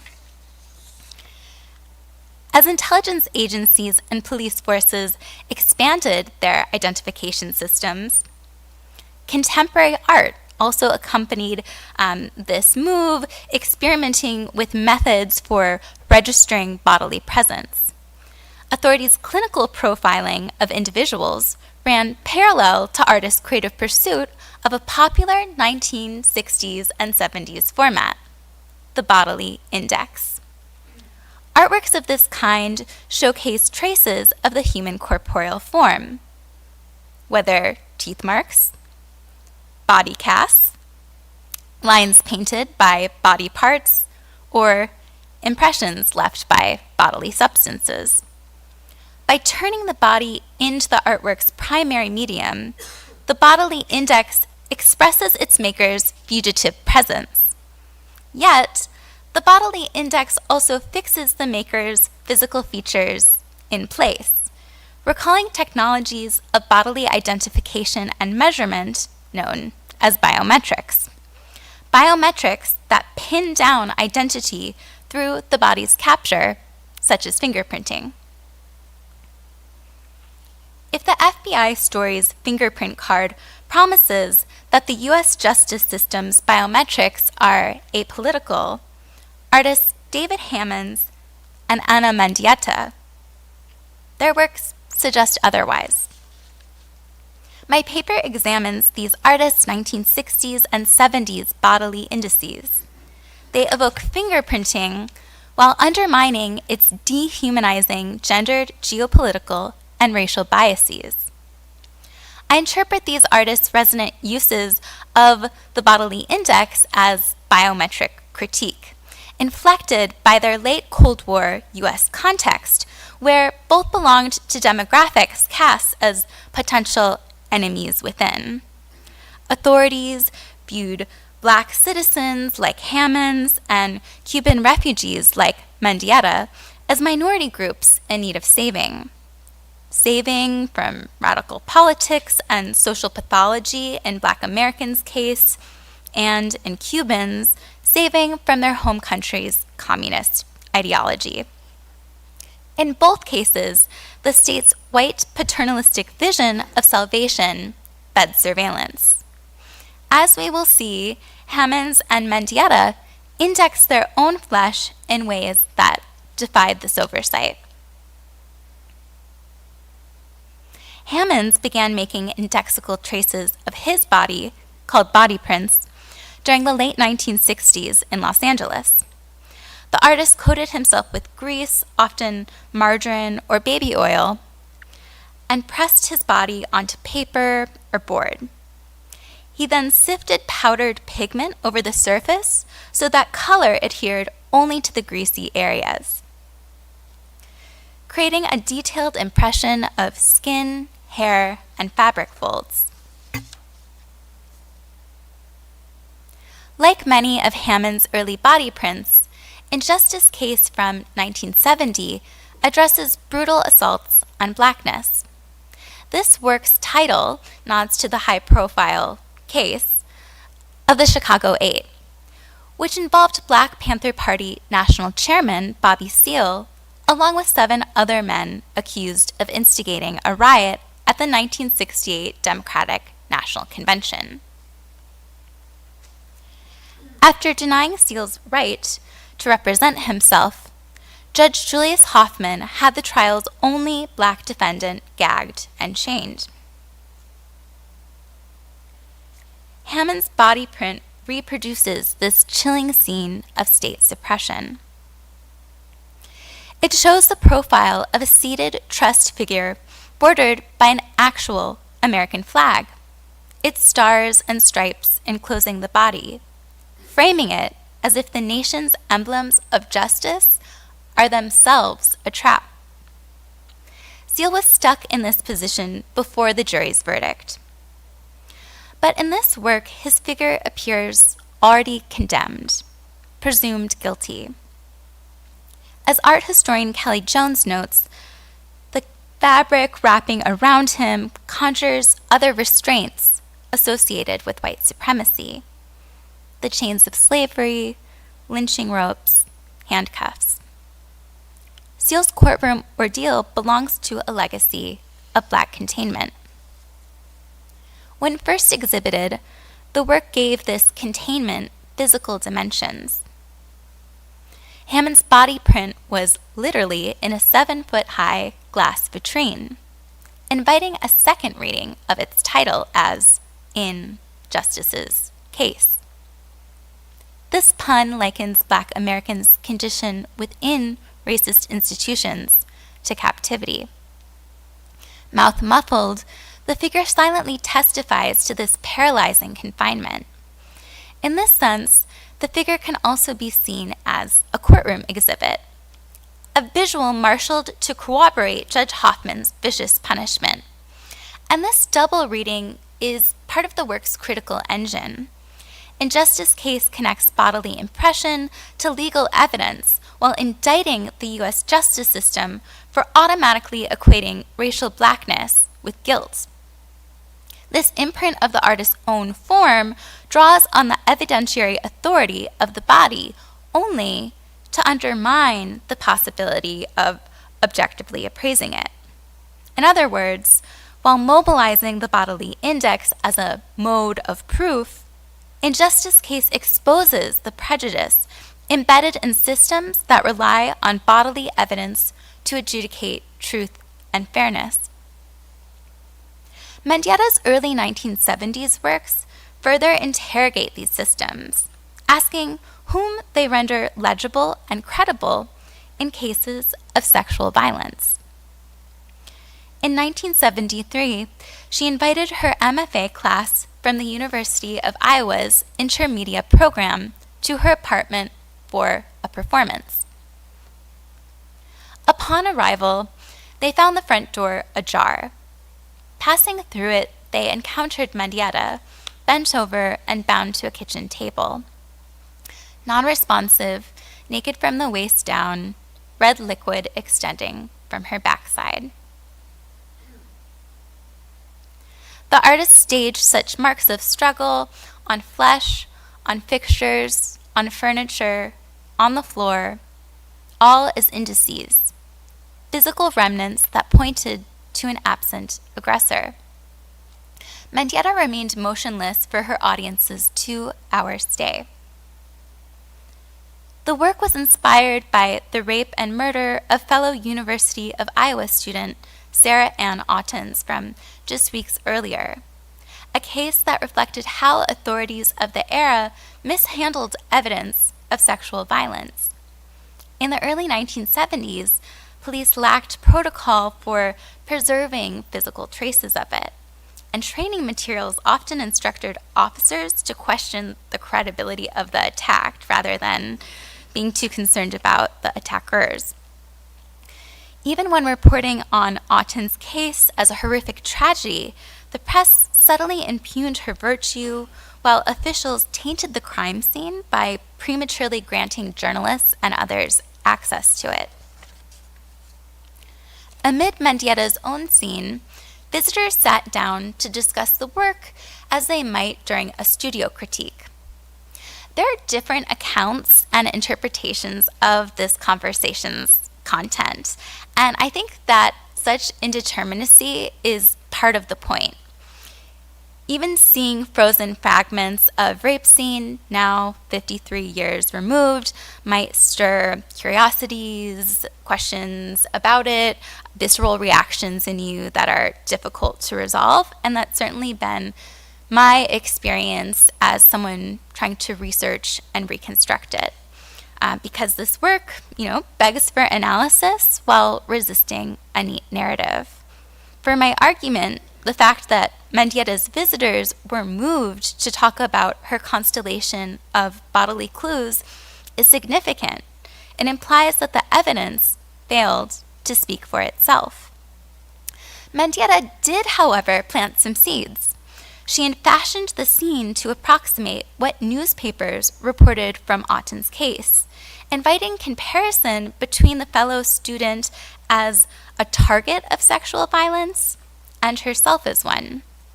The indexical marks in rape scene become sites of projection for considering which bodies the U.S. legal system treats as deserving protection and which it deems deviant and disposable.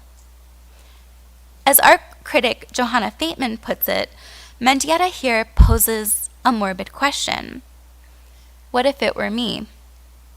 Would law enforcement extend the same concern to Mendieta, a Cuban immigrant artist, as they did to Ottens, a white Midwestern nursing student? Given Mendieta's relatively light complexion, someone at the performance unfamiliar with her might not have noticed the difference. But the artist's MFA audience knew who she was. Mendieta's own embodied self-knowledge also charged her morbid question. She had moved to Iowa as a preteen. In an artist statement, Mendieta later described how people there had exoticized, sexualized, and villainized her. This treatment was consistent with stereotypes of the fiery Latina and Cold War dynamics of desire and suspicion surrounding Cuban refugees.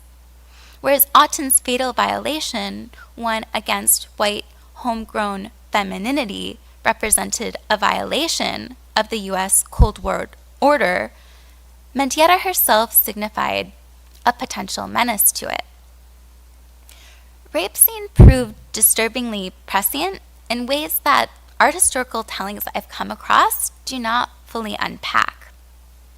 Months after the performance, gendered and racialized biases guided the legal system's assessment of a key bodily index found in Otten's crime scene.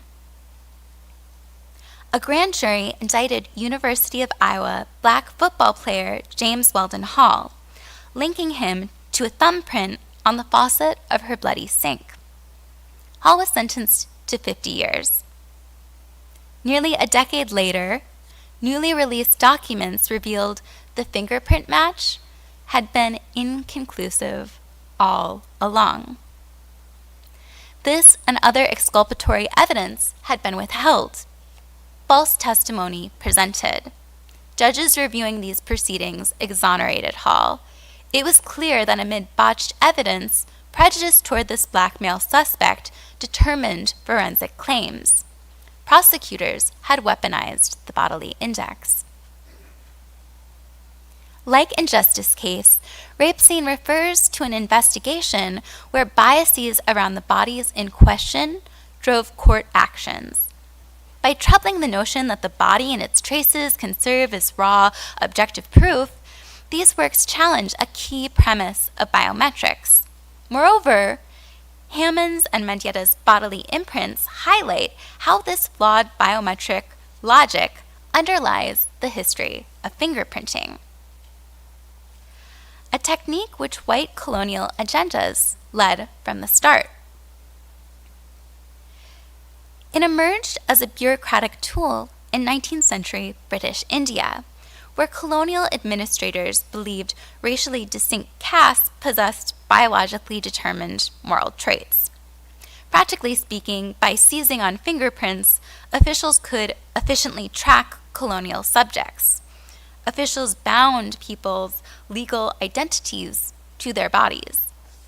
They concocted eugenic explanations of the resulting prints to argue that some castes were predisposed to crime.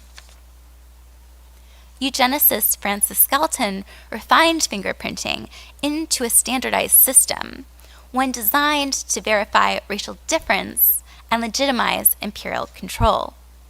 In the early 20th century, U.S. law enforcement adopted the technique. It abandoned Galton's erroneous belief that fingerprints could express racial essence. Even so, U.S. authorities' application of fingerprinting continued to reinforce racial and other hierarchies by disproportionately using the technique to monitor Black Americans, immigrants, and the poor. This is to say, when Hammons and Mendieta experimented with imprinting their own bodies, fingerprinting still upheld the racist and xenophobic assumption that certain non-white and foreign-born people demand surveillance. While countering biases that inform how bodies and their traces are read, Hammons and Mendieta reveal another flaw in biometrics logic. You see, biometrics aim to stabilize and isolate the individual body, reducing it to data that render identity containable. Accordingly, fingerprinting's inventors devised it to fix identity in ink. But there's a paradox here. As both a visual copy of the body and physical residue from it, the imprint of a finger demonstrates that our bodies are porous. The bodily index showcases that our mortal coils are leaky, are linked, that even as evidence, they bleed. Hammond's use of grease makes this porousness palpable. Various types of this substance have deep roots in Black material culture, from cuisine to skin and hair care, that foster Black vitality and sheen, and not coincidentally, this body print's title is Shine. At the same time, white cultural norms have derided Black people's application of grease as unclean or excessive. Since lathering himself in it for body prints, this moisturizing agent has been prominent in Hammond's practice, as advertised by his 1975 solo exhibition, Greasy Bags and Barbecue Bones. Hammons framed the substance as an invitation for reclaiming the Black self-image from stigma placed on it by others. Quote, "Old dirty bags, grease, bones, hair. It's about us. It's about me. It isn't negative. It all depends on who is seeing it, and we've been depending on someone else's sight." End quote. The artist's grease-laden body prints are then not just indices of him, but a defiant statement of Black community. Blood in Mendieta's body tracks operates in an analogous way. She did multiple iterations of these, which generally entail components of this one from 1974, where she reached her blood-soaked hands overhead and slowly dragged them down a paper or fabric-covered wall. In the process, she fused a gesture of injury or submission with a movement resembling prayer. Performed when many of Mendieta's pieces addressed violence against women, this work's crimson streaks evoke gendered abuse, as well as collective recognition, even spiritual strength. As in Rape Scene, Mendieta's body tracks documentation present the artist with her face hidden and back facing us, a position that plays up her vulnerability and downplays her individuality. We might see the artist then as standing in for many women, while the blood she inscribes signals solidarity with them. Anthropologist Michael Taussig writes on such powers of the bodily index in terms of fidelity, or the talking dog, fingerprinting, and sorcery.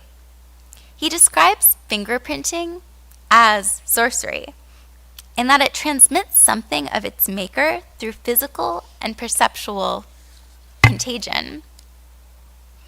Indeed, Hammons and Mendieta leverage the contagious character of their imprints to express coalition and kinship.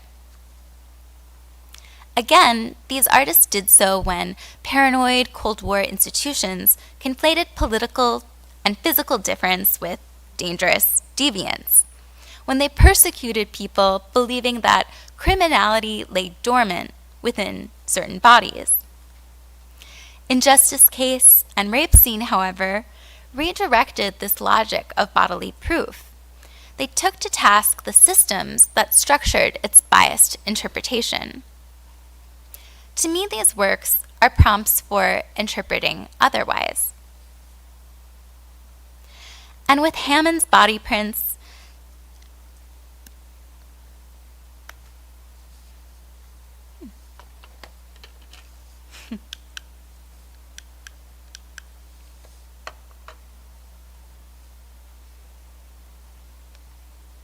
I got it, thanks. And with Hammond's body prints and Ana Mendieta's body tracks, each artist pressed their drenched flesh, transforming a technique of biometrics, a technique of individuated bodily capture for a tidy fingerprint card into its opposite, a complicated index of collective struggle. Thank you.